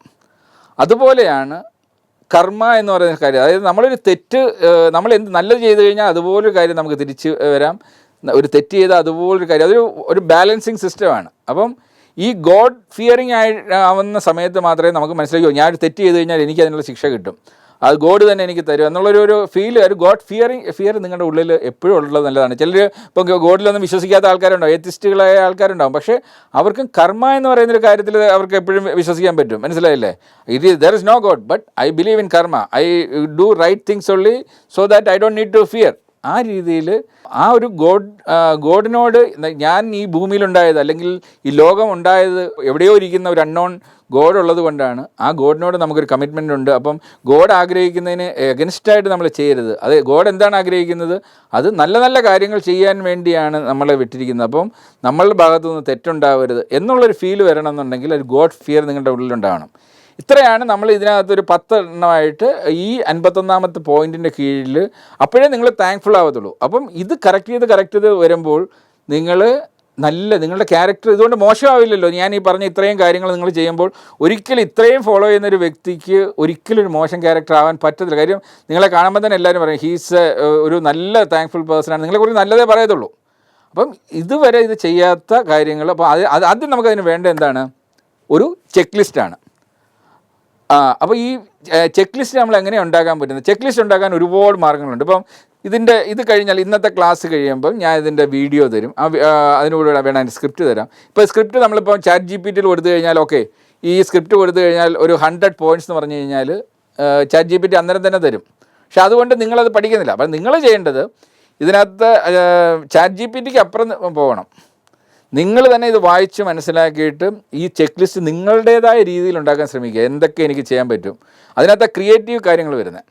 അപ്പോൾ നമ്മൾ ഈ മാസം നമ്മൾ ഇപ്പോൾ കഴിഞ്ഞ മാസത്തെ അസൈൻമെൻറ്റ്സ് പോലെ ഈ മാസം നല്ല പ്രൈസ് മണി ആയിരിക്കും. മിനിമം ഒരു 100 പോയിൻറ്റ്സ് എങ്കിലും ഉണ്ടാവണം. നിങ്ങൾക്ക് എത്ര വേണമെങ്കിലും എഴുതാം, 100ഓ 200ഓ ചെക്ക് ലിസ്റ്റ് ഒക്കെ ഉണ്ടാക്കാം. നമുക്ക് വേണ്ടത് ഒബ്ലിഗേഷനുമായി ബന്ധപ്പെട്ട് ദ ബെസ്റ്റ് ചെക്ക് ലിസ്റ്റ് നമുക്ക് ഫോം ചെയ്തെടുക്കാം. അതൊരു ടാർഗറ്റാണ്. അപ്പം അത് നിങ്ങൾക്ക് പേരൻസിൻ്റെ അടുത്തു നിന്നും ഹെൽപ്പ് എടുക്കാം, ചാറ്റ് GPTയുടെ അടുത്ത് നോക്കാം. പക്ഷേ എൻ്റെ ഡേ നമുക്ക് വേണ്ട എന്താണ്, വളരെ ക്രിയേറ്റീവായിട്ടുള്ള ഒരു ചെക്ക് ലിസ്റ്റ് ഇത് വെച്ചിട്ടുണ്ടാകണം. ഒരു മാസം സമയം നിങ്ങൾക്കുണ്ട്. നന്നായിട്ട് മനസ്സിലാക്കിയാൽ നല്ലൊരു ഗെയിം പോലെ നമുക്ക് കൊണ്ടുപോകാം. ഏറ്റവും നല്ല ചെക്ക് ലിസ്റ്റ് ഉണ്ടാക്കുന്ന 5 പേർക്ക് നമ്മൾ 1000 രൂപ വെച്ചിട്ട് നിങ്ങളുടെ അക്കൗണ്ടിലേക്ക് വരും. ഓക്കെ, എല്ലാവരും പങ്കെടുക്കുന്നുണ്ടോ? എത്ര പേര് പങ്കെടുക്കാൻ റെഡിയാണ്? കൈ പൊക്കിക്കേ. ഈ മത്സരത്തിൽ പങ്കെടുക്കുക, ഈ ചെക്ക് ലിസ്റ്റ് ഉണ്ടാക്കാൻ എത്ര പേര് റെഡിയാന്ന് പറയാം? എല്ലാവരും പങ്കെടുക്കുക. അതാണ് നമ്മളെല്ലാ കാര്യങ്ങളിലും ഇപ്പോൾ കഴിഞ്ഞ കാണുന്ന ക്ലാസ്സിൽ തന്നെ പറഞ്ഞില്ലേ, നിങ്ങൾ എല്ലാ കാര്യത്തിലും പങ്കെടുക്കണം. അതാണ് ആദ്യം. നിങ്ങൾ അതിനകത്ത് വിജയിക്കുകയോ ഇല്ലയോ എന്നുള്ളത് രണ്ടാമത്തെ കാര്യം. പാർട്ടിസിപ്പേറ്റ് ചെയ്യുക എന്നുള്ളതാണ് ആദ്യത്തെ നിങ്ങളുടെ റെസ്പോൺസിബിലിറ്റി. നിങ്ങൾക്ക് പരീക്ഷയിൽ ജയിക്കണമെങ്കിൽ ആദ്യം എന്താ വേണ്ടത്, പരീക്ഷ എഴുതണം. ശരിയല്ലേ? അപ്പോൾ അതാണ് പാർട്ടിസിപ്പേഷൻ. അതുപോലെയാണ് ഇതിലിപ്പോൾ നിങ്ങൾ ഇത്രയും പേരുണ്ടെങ്കിലും ഇതിൽ 5 പേർക്കായിരിക്കും വിൻ ചെയ്യുന്നത്. ഇപ്പോൾ വിൻ ചെയ്തില്ല എന്ന് കരുതി കുഴപ്പമൊന്നുമില്ല. നിങ്ങൾ ഒരു ഗെയിം കളിക്കുമ്പോൾ, ഷട്ടിൽ കളിക്കുന്നു, ഫുട്ബോൾ കളിക്കുന്നു, ക്രിക്കറ്റ് കളിക്കുമ്പോൾ എല്ലാവരും 2 ടീമും ജയിക്കും ഇല്ലല്ലോ, ഒരു ടീമല്ലേ ജയിക്കത്തുള്ളൂ. അപ്പം അതുകൊണ്ട് കുഴപ്പമില്ല. ഇന്ന് നിങ്ങൾ പരാജയപ്പെട്ടാലും നാളെ നിങ്ങൾ വിജയിപ്പിക്കും. പക്ഷേ അത് കളിക്കുക എന്നുള്ളതാണ് ആദ്യത്തെ കാര്യം. അതുപോലെ തന്നെ ഇതിൽ നിങ്ങൾ പങ്കെടുക്കുമ്പോൾ നിങ്ങൾ ആ ചെക്ക് ലിസ്റ്റ് ഉണ്ടാകുമ്പോൾ നിങ്ങളറിയാതെ ഓരോ കാര്യങ്ങൾ എഴുതി വരുമ്പോൾ നിങ്ങൾക്ക് മനസ്സിലാവും, ഞാനിത് പ്രാക്ടീസ് ചെയ്തിട്ടില്ലായിരുന്നു, ഇത് ഞാൻ നാളെ തൊട്ട് പ്രാക്ടീസ് ചെയ്യും. ഇതിൽ ഏത് കാര്യം നിങ്ങൾ പ്രാക്ടീസ് ചെയ്ത് നിങ്ങളുടെ ലൈഫിൽ ഇംപ്ലിമെൻറ്റ് ചെയ്താലും നിങ്ങളുടെ ക്യാരക്ടർ ഒരു അപ്ഗ്രേഡ് ചെയ്യുന്ന ഒരു ലാഡറിൽ കയറുന്ന പോലെയാണ്. ഇപ്പം നമ്മളിപ്പം പ്ലാൻ ചെയ്യുന്നത് മിനിമം 100 സ്റ്റെപ്പുള്ള ഒരു ലാഡറാണ് ഈ ഒരു ഒബ്ലിഗേഷൻ റിലേറ്റഡ് ആയിട്ടുള്ള. അതായത് 10 പോയിന്റിൽ നിന്ന് 10 പോയിന്റ് ഉണ്ടാക്കുക. അപ്പോൾ മൊത്തം 100 പോയിന്റ് മിനിമം നമുക്ക് കിട്ടും. ചിലർ ആ ലാഡറിനകത്ത് 150 സ്റ്റെപ്പ് ഉണ്ടാവും. പക്ഷേ അതിലെ ഓരോ സ്റ്റെപ്പ് നിങ്ങൾ ചെയ്യുമ്പോഴും നിങ്ങൾ ഒരു സ്റ്റെപ്പ് മുകളിലേക്ക് കയറുകയാണ്. അപ്പോൾ അങ്ങനെയാണ് നിങ്ങളുടെ ക്യാരക്ടർ നന്നായി പോകുന്നത്. എന്തിനാണ് ഞാൻ ആദ്യം പറഞ്ഞൊരു പോയിന്റ് ഉണ്ട്, എന്തിനാണ് ഈ ക്യാരക്ടർ നന്നാക്കുന്നത്? ഞാൻ ആദ്യം പറഞ്ഞൊരു കാര്യമാണ്, ആർക്കെങ്കിലും ഓർമ്മയുണ്ടെങ്കിൽ എന്ന് പറഞ്ഞേ, എന്തിനാണ്, വാട്ട് ഈസ് ഈ ക്യാരക്ടർ നന്നാക്കേണ്ട കാര്യം എന്താണ്? ആർക്കെങ്കിലും ഓർമ്മയുണ്ടോയെന്ന് അറിയാൻ വേണ്ടിയാണ്. കമോൺ, അത് വേഗം കൈവൊക്കെ ആൻസറാണ്. അതാണ് നിങ്ങളുടെ സ്മാർട്ട്നെസ്. നമുക്ക് ഈ ഒരു ക്ലാസ്സിലൂടെ ഡെവലപ്പ് ചെയ്യുന്നതാണ് നിങ്ങളുടെ ഓരോ തവണയും സ്മാർട്ട്നെസ്, ആ ക്വിക്ക് റെസ്പോൺസ് അറിയേണ്ടത്. വേഗം ആദ്യം കൈവെക്കുന്നവർക്ക് പറയാം. യെസ്, പറയൂ. For our good future. കുറച്ചുകൂടെ ഒന്ന് എലാബറേറ്റ് ചെയ്ത് പറഞ്ഞേ, എന്തുകൊണ്ടാണ് ക്യാരക്ടർ നന്നാക്കണം എന്ന് പറയാൻ കാര്യം എന്താണ്? അപ്പോൾ നല്ല ഫ്യൂച്ചറിനാണെങ്കിൽ നിങ്ങൾ പഠിച്ചാൽ പോരെ? നിങ്ങൾക്ക് കുറേ ഡിഗ്രിയൊക്കെ വാങ്ങി വെച്ച് കഴിഞ്ഞാൽ നിങ്ങൾക്ക് നല്ല ഫ്യൂച്ചർ ആവത്തില്ലേ? ബാക്കിയുള്ളവര് നമ്മളെങ്ങനെ കാണുന്നേ അത് കുറച്ചും കൂടെ വലുതാക്കി അങ്ങനെ. നല്ല ഒരു അത് നേരത്തെ ഞാൻ ആദ്യമേ പറഞ്ഞു, നിങ്ങളിനി എല്ലാത്തിലും A+ വാങ്ങിയിട്ടും കാര്യമില്ല. നിങ്ങളുടെ ക്യാരക്ടർ മോശമാണെങ്കിൽ വല്ല കാര്യമുണ്ടോ? നിങ്ങളെ ആരെങ്കിലും കൂട്ടുമോ? നിങ്ങളെ എൻ്റർടൈൻ ചെയ്യുമോ? നിങ്ങൾക്ക് ഇപ്പോൾ ഏരിയസിൽ തന്നെ ഞങ്ങൾ ഇവിടുത്തെ മാർക്ക് നോക്കിയിട്ടല്ല ഓരോരുത്തർക്ക് പ്രൊമോഷൻ കൊടുക്കുന്നത്. നിങ്ങളുടെ നല്ല ക്യാരക്ടർ ആണെങ്കിൽ you will easily climb ladders. അത് നിങ്ങൾക്ക് മുകളിലേക്ക് പോകണമെങ്കിൽ നമ്മൾ ഒരാളുടെ വിശ്വാസം വരുന്നത് അയാളുടെ ക്യാരക്ടർ നോക്കിയിട്ടാണ്. അപ്പോൾ ക്യാരക്ടറാണ്, നിങ്ങളുടെ ക്യാരക്ടർ നന്നാണെങ്കിൽ ഏത് ഓർഗനൈസേഷനും നിങ്ങളെ ഈസി ആയിട്ട് ട്രെയിൻ ചെയ്ത് മുന്നോട്ട് കൊണ്ടുപോകാൻ പറ്റും. പക്ഷേ അല്ലാത്തൊരു വ്യക്തി, നിങ്ങളുടെ ക്യാരക്ടർ മോശമാണെങ്കിൽ എനിക്ക് എന്ത് ട്രെയിനിങ് തന്നിട്ടും എന്ത് കാര്യം തന്നിട്ടും ഒരു കാര്യമില്ല. ആ ക്യാരക്ടർ മോശമാണെങ്കിൽ അതുണ്ടാക്കുന്ന ഡാമേജ് ഭയങ്കര വലുതാണ്. അപ്പം പലർക്കും അറിയില്ല ഈ ക്യാരക്ടറിൻ്റെ ഇമ്പോർട്ടൻസ് എന്താണെന്നുള്ളത്, പലർക്കും അറിയില്ല. അത് അൺഫോർച്ചുനേറ്റ്ലി നമ്മുടെ എഡ്യൂക്കേഷൻ സിസ്റ്റത്തിനകത്ത് നിങ്ങളുടെ സിലബസ് എടുത്ത് നോക്കിക്കഴിഞ്ഞാൽ എവിടെയെങ്കിലും ക്യാരക്ടർ നന്നാക്കുന്നതിനെക്കുറിച്ച് പരീക്ഷ വല്ലതുണ്ടോ? ഇല്ലല്ലോ. നിങ്ങൾ ഇതുവരെ ഏതെങ്കിലും ക്യാരക്ടർ നന്നാക്കുന്നതിൻ്റെ പരീക്ഷ എഴുതിയോ? ഇല്ലല്ലോ. അപ്പം നമ്മൾ തിരിച്ചറിയുക, പഠിത്തം എന്ന് പറഞ്ഞാൽ ഇത് മാത്രമല്ല, പുസ്തകത്തിലുള്ളത് മാത്രമല്ല, പുസ്തകത്തിന് പുറത്ത് ഒരു കാര്യം കൂടെ ചെയ്താലേ നമ്മൾ നല്ലൊരു വ്യക്തിയാവത്തുള്ളൂ. നല്ലൊരു വ്യക്തിയാവെന്ന് പറഞ്ഞാൽ ആദ്യം വരേണ്ടത് എവിടെയാണ്? എവിടെ നിന്ന് സ്റ്റാർട്ട് ചെയ്യേണ്ടത്? നമ്മൾ നല്ലൊരു വ്യക്തിയാവണം നമ്മുടെ വീട്ടിലാണ്. അപ്പം വീട്ടിൽ നമ്മൾ നല്ലൊരു മകൻ അല്ലെങ്കിൽ നല്ലൊരു മകളാവുമ്പോഴാണ് നമ്മളുടെ ആദ്യത്തെ ക്യാരക്ടർ നന്നാവുന്നത്. നല്ല മകനും നല്ല മകളുമാണെന്ന് പറയേണ്ടത് ആരാണ്? നിങ്ങളുടെ പേരൻസ് അല്ലേ. അവരെ കൊണ്ട് നല്ലത് പറയിപ്പിക്കണമെങ്കിൽ അവരോടുള്ള ബിഹേവിയർ നന്നാവണ്ടേ? അപ്പം നിങ്ങൾക്കൊക്കെ അച്ഛനെ കണ്ടു കഴിഞ്ഞാൽ മിണ്ടാതെ നടക്കുന്നവരുണ്ട്, അമ്മയെ മിണ്ടാതെ നടക്കുന്നവരുണ്ട്, അവരോട് പിണങ്ങി ഭക്ഷണം കഴിക്കാത്തവരുണ്ട്. അങ്ങനെ ഒരുപാട് പ്രശ്നങ്ങളില്ലേ? അതൊക്കെ അവർക്ക് ഒരുപാട് വിഷമം ഉണ്ടാക്കുന്ന കാര്യമല്ലേ? അതൊക്കെ നമുക്ക് മാറ്റണ്ടേ? ഇപ്പോൾ കഴിഞ്ഞതൊക്കെ കഴിഞ്ഞു, നിങ്ങളൊക്കെ പിടിവാശിയൊക്കെ ഉണ്ടാവും. അപ്പം നമുക്കൊക്കെ കുറേയൊക്കെ ചില സ്വഭാവമൊന്നും നമുക്ക് എല്ലാം മാറ്റിയെടുക്കാൻ പറ്റില്ല. പക്ഷേ കുറേയൊക്കെ നമുക്ക് മോൾഡ് ചെയ്ത് നമ്മളെ സ്വയം മോൾഡ് ചെയ്ത് നമുക്ക് അതിലേക്ക് നല്ല ഒരു കുട്ടിയായിട്ട് മറ്റുള്ളവരെ കൊണ്ട് പറയിപ്പിക്കണം. ആ കുട്ടി എന്ത് നല്ല സ്വഭാവമാണെന്ന് പറയിക്കണം. അത് ദാറ്റ് ഈസ് നോട്ട് ഈസി. നിങ്ങൾക്ക് എല്ലാത്തിലും A+ വാങ്ങിയെന്ന് കരുതി ഒരാളെ കൊണ്ട് ആ കുട്ടി നല്ലൊരു കുട്ടിയെന്ന് പറയാൻ പറ്റത്തില്ല. അതിന് നിങ്ങളുടെ ബിഹേവിയർ ഭയങ്കര ഇമ്പോർട്ടൻ്റ് ആണ്. അപ്പോൾ ഈ ക്ലാസ് ഇതിലൂടെ നമ്മൾ ക്യാരക്ടർ മോൾഡിങ്ങിനുള്ള ഒരു സ്റ്റാർട്ടിങ് ഇടുകയാണ്. അപ്പോൾ അടുത്ത തവണ വരുമ്പോൾ എന്താണ് ചെയ്യേണ്ടത്? ഒരാൾ പറഞ്ഞേ, അടുത്ത തവണ വരുമ്പോൾ എന്താണ്? ഞാനൊരു അസൈൻമെൻറ്റ് തന്നിരുന്നു, എന്താണെന്ന് പറഞ്ഞു ആരെങ്കിലും ഒരാൾ, പുതിയ ഒരാൾ. അപ്പോൾ ഈ ഒരാൾ തന്നെ കീപ്പ് ഓൺ, ഒരാൾ ഈ ഇതുവരെ സംസാരിച്ച ആളല്ല സംസാരിക്കാത്ത ഒരാൾ സംസാരിച്ചേ. ഒരു ചെക്ക് ലിസ്റ്റ് തയ്യാറാക്കാൻ. യെസ്, നമുക്ക് ഒരു ചെക്ക് ലിസ്റ്റ് തയ്യാറാക്കണം. അപ്പോൾ നിങ്ങൾക്ക് സ്വയം ചെക്ക് ലിസ്റ്റ് തയ്യാറാക്കാൻ ബുദ്ധിമുട്ടുണ്ടെങ്കിൽ പേരൻസിൻ്റെ ഹെൽപ്പ് നോക്കാം. നിങ്ങൾക്ക് ChatGPT ഉപയോഗിക്കാൻ പറ്റുമെങ്കിൽ അത് വെച്ചിട്ട് അതൊരു ഗൈഡായിട്ട് ഉപയോഗിക്കാം. പക്ഷേ അതല്ല ഫൈനൽ, നിങ്ങൾ തന്നെ ഉണ്ടാക്കണം. നിങ്ങൾക്ക് തന്നെ സെൽഫ് കോൺഫിഡൻസ് ഉണ്ടാവണം. ഞാൻ ഇതിനെ പോളിഷ് ചെയ്ത് നല്ലൊരു ചെക്ക് ലിസ്റ്റ് ഉണ്ടാക്കി, ഞാൻ ഇത്തവണ ഐ നീഡ് ടു വിൻ, ഏറ്റവും നല്ല ചെക്ക് ലിസ്റ്റ് എൻ്റെ ആയിരിക്കണം, അത് യുണീക്ക് ആയിരിക്കണം, അത് നല്ല രീതിയിൽ പ്രസൻറ്റ് ചെയ്ത് നമ്മുടെ ഈ ടീമിൽ അപ്പം വിപിനൊക്കെ ആയിരിക്കും അത് നോക്കുന്നത്, വേറെ ഞാൻ മാത്രമല്ല നോക്കുന്നത്, പലരും അത് നോക്കിയിട്ടായിരിക്കും മാർക്ക് ഇടുന്നത്. അപ്പം ആ ടോപ്പ് 5 ഞാൻ വരണമെന്ന് വിചാരിക്കുമ്പോൾ നിങ്ങൾ ഡെയിലി എന്തെങ്കിലും ഒരു 10-15 മിനിറ്റ് ഡെയിലി സ്പെൻഡ് ചെയ്താൽ മതി. അപ്പം നമ്മളിങ്ങനെ ഈ മാസം അവസാനമാകുമ്പോൾ നല്ല ബ്യൂട്ടിഫുൾ ഒരു ചെക്ക് ലിസ്റ്റ് നമുക്ക് ഉണ്ടാവും. മനസ്സിലായില്ലേ? അപ്പോൾ നിങ്ങൾ അറിയാതെ അതിനകത്ത് ഓരോ പിന്നെ ആ ചെക്ക് ലിസ്റ്റ് വെച്ചിട്ടായിരിക്കും നിങ്ങൾ നിങ്ങളുടെ ലൈഫിൽ ഓരോ കറക്ഷൻ തുടങ്ങുന്നത്. അത് ഒറ്റ ദിവസം കൊണ്ടല്ല, നമ്മുടെ മുന്നിൽ ഒരു 5 വർഷം സമയമുണ്ട്. നിങ്ങൾക്ക് വേണ്ടി ഞാൻ ഈ മെൻറ്റർഷിപ്പ് ഏറ്റെടുത്തേക്കുന്നത് 5 ഇയർ പ്രോജക്റ്റാണ്. ഈ 5 വർഷം കഴിയുമ്പോൾ ഇന്ന് ഞാൻ കാണുന്ന വ്യക്തികളായിരിക്കരുത്, നിങ്ങൾ കംപ്ലീറ്റ്ലി മാറി. അതായത് ഇന്ന് നിങ്ങളുടെ മാർക്ക് 100-ൽ 20 നിങ്ങളുടെ ക്യാരക്ടറിന് ഒരാൾ മാർക്ക് ഇടുന്നതെങ്കിൽ 5 വർഷം കഴിയുമ്പം നിങ്ങൾക്കത് 90-ന് മുകളിലായിരിക്കണം മാർക്ക്. ശരിയല്ലേ? പറ്റില്ലേ? പറ്റണ്ടല്ലേ? അപ്പോൾ ഈ ചെക്ക് ലിസ്റ്റ് വെച്ച് നമ്മൾ ഓരോന്നും കറക്റ്റ് ചെയ്ത് കഴിഞ്ഞാൽ നമ്മൾ തീർച്ചയായിട്ടും പോകും. അപ്പോൾ അങ്ങനെ വരുമ്പോൾ ഒന്നാലോചിച്ച് അതിൽ ഏറ്റവും ഹാപ്പി ആവുന്ന ആരായിരിക്കും? നിങ്ങൾ ഈ ചെക്ക് ലിസ്റ്റൊക്കെ വെച്ചിട്ട് ഒക്കെ നിങ്ങളുടെ ക്യാരക്ടർ കംപ്ലീറ്റ്ലി മാറുമ്പോൾ ഏറ്റവും ഹാപ്പി ആവുന്ന ആരായിരിക്കും? പേരൻസ്. അതല്ലേ നിങ്ങൾക്ക് ആ പേരൻസിന് കൊടുക്കാവുന്ന ഏറ്റവും വലിയ ഗിഫ്റ്റ്. അപ്പോൾ ഒന്നാലോചിച്ച് ഈ ഓരോ ലാഡർ നിങ്ങൾ കയറുന്ന കാണുമ്പോഴും നിങ്ങളുടെ ആ പേരൻസിന് ഉണ്ടാകുന്ന ഹാപ്പിനെസ് ഒന്ന് നിങ്ങളൊന്ന് ആലോചിച്ച് നോക്കിയേ. അതാണ് നിങ്ങൾക്ക്, നിങ്ങൾ വേറെ ഒന്നും കൊടുക്കണ്ട, അവർ നിങ്ങളെ ടേക്ക് കെയർ ചെയ്യുന്ന. ഒന്ന് ആലോചിച്ച് നോക്കി, ഇപ്പം നാളെ നിങ്ങൾക്ക് വല്ലതും പറ്റി ആശുപത്രിയിലായി ആരാ നോക്കുന്നത്? പേരൻസ് അല്ലേ?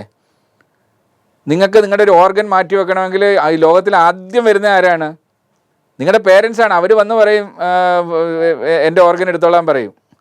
അത്രയും സ്നേഹം കാണിക്കുന്ന നിങ്ങളുടെ പേരൻസിന് നിങ്ങൾ തിരിച്ചു കൊടുക്കാവുന്നതാണ് ഈ ഇതിലെ ഓരോ ലാഡർ. അപ്പം നിങ്ങൾ തന്നെ പറയുക, പേരൻസിനോട് പോയി പറയുക, ഞാൻ എൻ്റെ ഈ ഒരു സ്റ്റെപ്പ് ഞാൻ കയറിയിട്ടുണ്ടെന്ന് പറയുമ്പോൾ അവർക്ക് കിട്ടുന്ന ഹാപ്പിനെസ് ഉണ്ട്.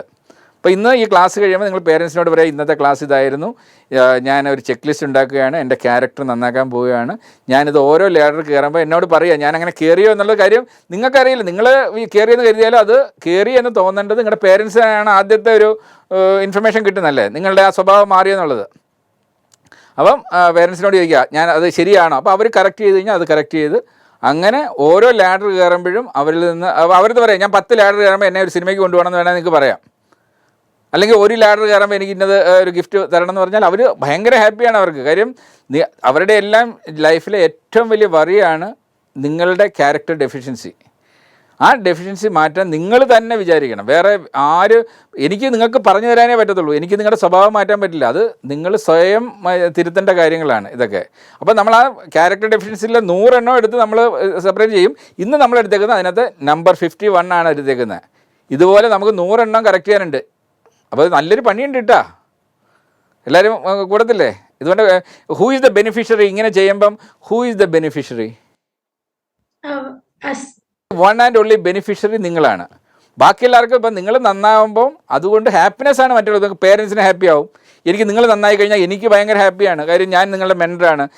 ഞാൻ മെൻറ്റർ ചെയ്തിട്ട് ഒരു കുട്ടി നന്നായെന്ന് പറഞ്ഞാൽ എനിക്ക് ഹാപ്പിനെസ്സേ കിട്ടത്തുള്ളൂ. പക്ഷേ only beneficiary in this one ആദ്യത്തെ നിങ്ങളാണ്. പക്ഷേ നിങ്ങൾ നന്നാകുമ്പോൾ എന്താ പറ്റുന്നത്? അത് ഡയറക്റ്റ്ലി നിങ്ങൾക്കാണ് ബെനിഫിഷ്യറെങ്കിലും ഇൻഡയറക്റ്റ് ആയിട്ട് ഇപ്പോൾ ഫോർ എക്സാമ്പിൾ ഏരിയസിൽ നിങ്ങളുടെ പേരൻസ് 2 പേര് വർക്ക് ചെയ്യുക അല്ലെങ്കിൽ ഒരാൾ വർക്ക് ചെയ്യാം. നിങ്ങൾ പേരൻസിന് ഹെഡേക്ക് കൊടുക്കാതിരിക്കുമ്പം അവരുടെ പെർഫോമൻസ് കമ്പനിയിൽ നന്നാവും. അപ്പോൾ അവർക്ക് പെട്ടെന്ന് ഗ്രോ ചെയ്യാൻ പറ്റും. അവർക്ക് പ്രൊമോഷൻസ് കിട്ടും. കിട്ടുമ്പോൾ അവർക്ക് നല്ല സാലറി കിട്ടും. അത് നിങ്ങളുടെ വീട്ടിലേക്ക് തിരിച്ചു വരും. അപ്പോൾ എല്ലാവർക്കും ബെനിഫിറ്റാണ്. കമ്പനിക്ക് നല്ല ബെനിഫിറ്റ് ഉണ്ടാവും. നിങ്ങൾ നല്ലൊരു ക്യാരക്ടറാകുമ്പോൾ നിങ്ങളുടെ രാജ്യം നന്നാവും. ശരിയല്ലേ? ഒരു രാജ്യം നന്നാവുന്ന എപ്പോഴാണ്? അവിടുത്തെ സിറ്റിസൺസ് നല്ല സിറ്റിസൺസ് ആകുമ്പോഴാണ്, മോസ്റ്റ് എഫിഷ്യൻറ്റ് നല്ല ക്യാരക്ടർ ആകുമ്പോഴാണ് ആ ഒരു രാജ്യം നന്നാവുന്നത്. ഒന്നാലോചിച്ചാൽ ഒരു രാജ്യത്തിൽ എല്ലാ ആൾക്കാരും ക്രിമിനൽസ് ആണെങ്കിലുള്ള അവസ്ഥയെന്ന് ആലോചിച്ച് നോക്കിയേ, മടിയന്മാരാണെങ്കിലുള്ള അവസ്ഥയെന്ന് ആലോചിച്ച് നോക്കിയേ, ആ രാജ്യത്തിൻ്റെ അവസ്ഥ എന്തായിരിക്കും? അപ്പം ആ രാജ്യത്തിലെ ഓരോ സിറ്റിസൻ്റെയും ക്യാരക്ടർ അനുസരിച്ചിട്ടാണ് ആ രാജ്യവും നന്നാകുന്നത്. അപ്പം ഇൻഡയറക്റ്റ്ലി ഒരുപാട് പേർക്ക് അതിൻ്റെ ബെനിഫിറ്റ് ഉണ്ടാവും. നിങ്ങൾ നല്ലൊരു ക്യാരക്ടറാണെങ്കിൽ നിങ്ങളുടെ തൊട്ടിരിക്കുന്ന ഫ്രണ്ട്സിനും അതിൻ്റെ ബെനിഫിറ്റ് ഉണ്ടാവും. നിങ്ങളൊരു മോശം ക്യാരക്ടറാണെങ്കിൽ നിങ്ങളോട് ചേർന്ന് നിൽക്കുന്ന ഫ്രണ്ട്സിനെ അത് ബാധിക്കും. ശരിയല്ലേ? അപ്പം നിങ്ങളൊരു നല്ല ക്യാരക്ടറാണെങ്കിൽ നിങ്ങളുടെ ഫ്രണ്ട്സിൻ്റെ പേരൻസ് തന്നെ പറയും, ഈ കുട്ടിയുടെ കൂടെ പൊക്കോളൂ, ഞങ്ങൾക്ക് വിശ്വാസമാണ്, നല്ലതാണ്. നിങ്ങൾ മോശമാണെങ്കിൽ പറയും ആ കുട്ടിയുടെ അടുത്ത് പോകരുതെന്ന് പറയും. അപ്പം ഓൾവേസ് നല്ലതാവുന്നത് കൊണ്ട് ഒരു തെറ്റുമില്ല. പക്ഷേ അതിന് നമുക്കൊരു ചെക്ക് ലിസ്റ്റ് വേണം. നമ്മുടെ ലൈഫിൽ പലപ്പോഴും നമുക്ക് ചെക്ക് ലിസ്റ്റ് ഇല്ലാത്തതാണ് നമ്മളുടെ ഏറ്റവും വലിയ ഒരു കുഴപ്പം. അതുകൊണ്ട് നമ്മൾ ഇന്ന് ഇതിനു വേണ്ടി അടുത്ത മാസത്തെ അസൈൻമെൻ്റ് എന്ന് പറഞ്ഞാൽ ചെക്ക് ലിസ്റ്റാണ്. അത് ക്യാരക്ടറിൻ്റെ ചെക്ക് ലിസ്റ്റ്. അതിൻ്റെ ബെനിഫിഷ്യറി നിങ്ങളാണ്. അതിനുവേണ്ടി ഉള്ള അസൈൻമെൻറ്റ് ആകുന്നു. ആർക്കെങ്കിലും എന്തെങ്കിലും ചോദ്യം ഉണ്ടെങ്കിൽ ചോദിക്കാം. സർ ഈ ഒബ്ലിഗേഷൻ ഇപ്പൊ സാറ് തന്ന എക്സാമ്പിൾസിനെക്കാട്ടും വേറെ ഒബ്ലിഗേഷൻസ് കണ്ടുപിടിക്കാൻ ഒരു ഹെൽപ്പ് നമുക്ക് ഇല്ല, തീർച്ചയായിട്ടും അത് നിങ്ങൾക്ക് എഴുതാം. നിങ്ങൾക്ക് ഈ ചെക്ക് ലിസ്റ്റിനകത്ത് ഇന്ന് നമ്മൾ ഡിസ്കസ് ചെയ്യാത്ത അതാണ് ക്രിയേറ്റീവ് എലിമെൻറ്റ്. ഇപ്പോൾ ഒരുപക്ഷെ നാളെ ഈ 5 പേരെ തിരഞ്ഞെടുക്കുമ്പോൾ അതിനകത്ത് ചിലർ വിൻ ചെയ്യാൻ പോകുന്നത് നമ്മൾ ഈ ഡിസ്കസ് ചെയ്യാത്ത വേറെ ചില ഒബ്ലിഗേഷൻസ് എഴുതുമ്പോഴായിരിക്കും, ആ അഡീഷണൽ പോയിൻറ്റ്സിനായിരിക്കും. അത് നിങ്ങളുടെ ക്രിയേറ്റീവ് കാര്യമാണ്. ഞാൻ നിങ്ങൾക്ക് ജനറലായിട്ട് 10 കാര്യങ്ങളെ പറഞ്ഞിട്ടുള്ളൂ. നമ്മൾ പറയാത്ത, നമ്മൾ ഇന്ന് ഡിസ്കസ് ചെയ്യാത്ത ഒരുപാട് കാര്യങ്ങളുണ്ടാവാം. ഇത് നിങ്ങളെ ഒബ്ലിഗേഷൻ എന്താണെന്ന് മനസ്സിലാക്കാൻ വേണ്ടി ഈ നമ്മുടെ മുന്നിൽ 1 മണിക്കൂറല്ലേ ഉള്ളൂ. ഇപ്പം ഇത്രയും 10 പോയിന്റ് പറഞ്ഞു വന്നപ്പം തന്നെ 1 മണിക്കൂറായില്ലേ. അപ്പോൾ നമുക്ക് പറയാനാണെങ്കിൽ ഇനി ഒരുപാട് കാര്യമുണ്ട്. അതൊക്കെ നിങ്ങൾക്ക് നിങ്ങളുടെ ചെക്ക് ലിസ്റ്റിനകത്ത് എഴുതാം. I am going to include this also എന്ന് പറഞ്ഞ് നിങ്ങൾക്ക് എഴുതാം. അപ്പോൾ നിങ്ങളുടെ ചെക്ക് ലിസ്റ്റ് കുറച്ചുകൂടെ ശക്തമാവും. ഒരു പക്ഷേ ഈ ടോപ്പ് 5ലേക്ക് വരാനുള്ള ചാൻസ് കൂടും. ഇനി ആരെങ്കിലും ഒരാൾ ഇന്നത്തെ ഈ ഒബ്ലിഗേഷൻ എന്ന് പറഞ്ഞ ലെസൺ അത് അറ്റൻഡ് ചെയ്തുകൊണ്ട് നിങ്ങൾക്ക് എന്തെങ്കിലും ഗുണമുണ്ടായോ, നിങ്ങൾക്ക് എന്തെങ്കിലും മനസ്സിലായോ, ഹൗ ഇറ്റ് വാസ് എന്നുള്ളതിനെക്കുറിച്ച് ഒരാളൊരു കമൻറ്റ് പറയും. കാര്യം ഇതൊക്കെ റെക്കോർഡ് ആവുകയാണ്. കാര്യം നമ്മൾ ഇന്ന് ഈ ഡിസ്കസ് ചെയ്യുന്നതെല്ലാം ഇനി ഹൺഡ്രഡ്സ് ഓഫ് സ്കൂൾസിലേക്കാണ് പോകുന്നത്. മനസ്സിലായില്ലേ? ഇത് നിങ്ങൾ ഇത്രയും പേരിൽ നിൽക്കേണ്ട ഒരു കണ്ടന്റ് അല്ല. ഇത് കേരളത്തിലുള്ള ഇപ്പം മലയാളം മനസ്സിലാവുന്ന എല്ലാ കുട്ടികളിലേക്കും ഈ വീഡിയോ പോകും. ഇത് കൂടാതെ നമ്മൾ ഒബ്ലിഗേഷൻ ഇംഗ്ലീഷിൽ നമ്മൾ ഒരു കണ്ടന്റ് ഉണ്ടാക്കിയിട്ടുണ്ട്. ആ കണ്ടന്റ് മലയാളം സംസാരിക്കാത്ത സ്ഥലങ്ങളിലേക്ക് അത് പോകും. അതിൻ്റെ ഡിഫറെൻറ്റ് ലാംഗ്വേജിലൊക്കെയുള്ള ഡബ്ബിങ് വരുന്നുണ്ട്, അത് അങ്ങനെ പോകുള്ളൂ. പക്ഷേ ഈ ഒരു 1 hour സെഷൻ ഒരു സ്റ്റഡി മെറ്റീരിയലാണ്. അപ്പോൾ നിങ്ങളൊക്കെ അതിനകത്ത് പാർട്ടിസിപ്പേഷനാണ്. അതുകൊണ്ടാണ് ഞാൻ പറയുന്നത് നിങ്ങളൊക്കെ സംസാരിക്കണം. അപ്പം നിങ്ങൾ ഈ സംസാരിക്കുന്നത്, നിങ്ങൾ ചോദിക്കുന്ന ചോദ്യങ്ങൾ, ഇതൊക്കെ നാളെ ചിലപ്പോൾ 1 ലക്ഷം അല്ലെങ്കിൽ 1 മില്യൺ കുട്ടികൾ ചിലപ്പോൾ നാളെ കാണാൻ പോകുന്ന കാര്യമാണ്.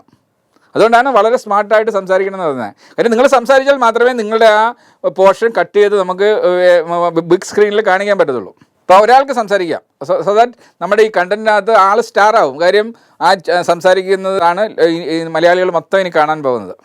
പറയൂ, ഒരു സെൽഫ് ഇൻട്രഡക്ഷൻ പറയൂ. വാട്ട് ഈസ് യുവർ നെയിം, ഏത് ക്ലാസ്സിലാണ് ഇത്. കാര്യം നിങ്ങളെ ഇപ്പോൾ ഇത് കാണുന്ന പല കുട്ടികൾക്കും അറിയില്ല നിങ്ങൾ ആരാന്ന്.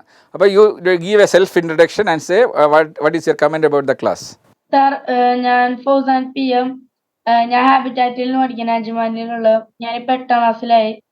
അപ്പോ ഈ എന്നത് ഭയങ്കര ഉപകാരപ്രദമായ ക്ലാസ് ആയിരുന്നു.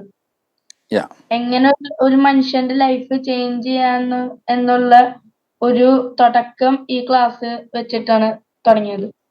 ഓക്കെ, ഇത് നാളെ നിങ്ങൾ ക്ലാസ്സിൽ പോയിട്ട് നിങ്ങളുടെ ഫ്രണ്ട്സിനോട് എന്ത് പറയും? What you will talk about ഈ ഒരു ക്ലാസ്സിനെ കുറിച്ച് എന്തൊക്കെയായിരിക്കും പറയുക?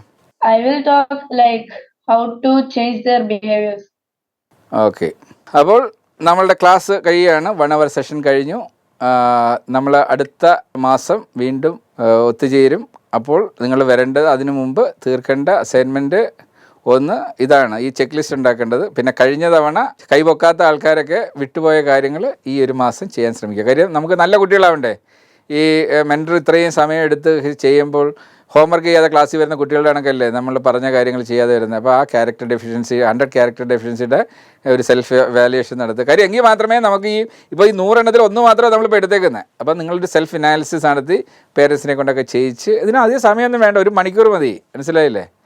അപ്പം ചെയ്തിട്ട് നല്ല കുട്ടികളായിട്ട് അടുത്ത മാസം നമ്മൾ മീറ്റ് ചെയ്യുമ്പോൾ എനിക്ക് തന്നെ തോന്നണം നിങ്ങൾ ഇമ്പ്രൂവ് ചെയ്തു എന്ന്. ഒരു ലാഡറിൽ 1 സ്റ്റെപ്പ് മേലേക്ക് കയറിയെന്ന് തോന്നണം. ഓക്കെ, ശരി. അപ്പം താങ്ക് യു.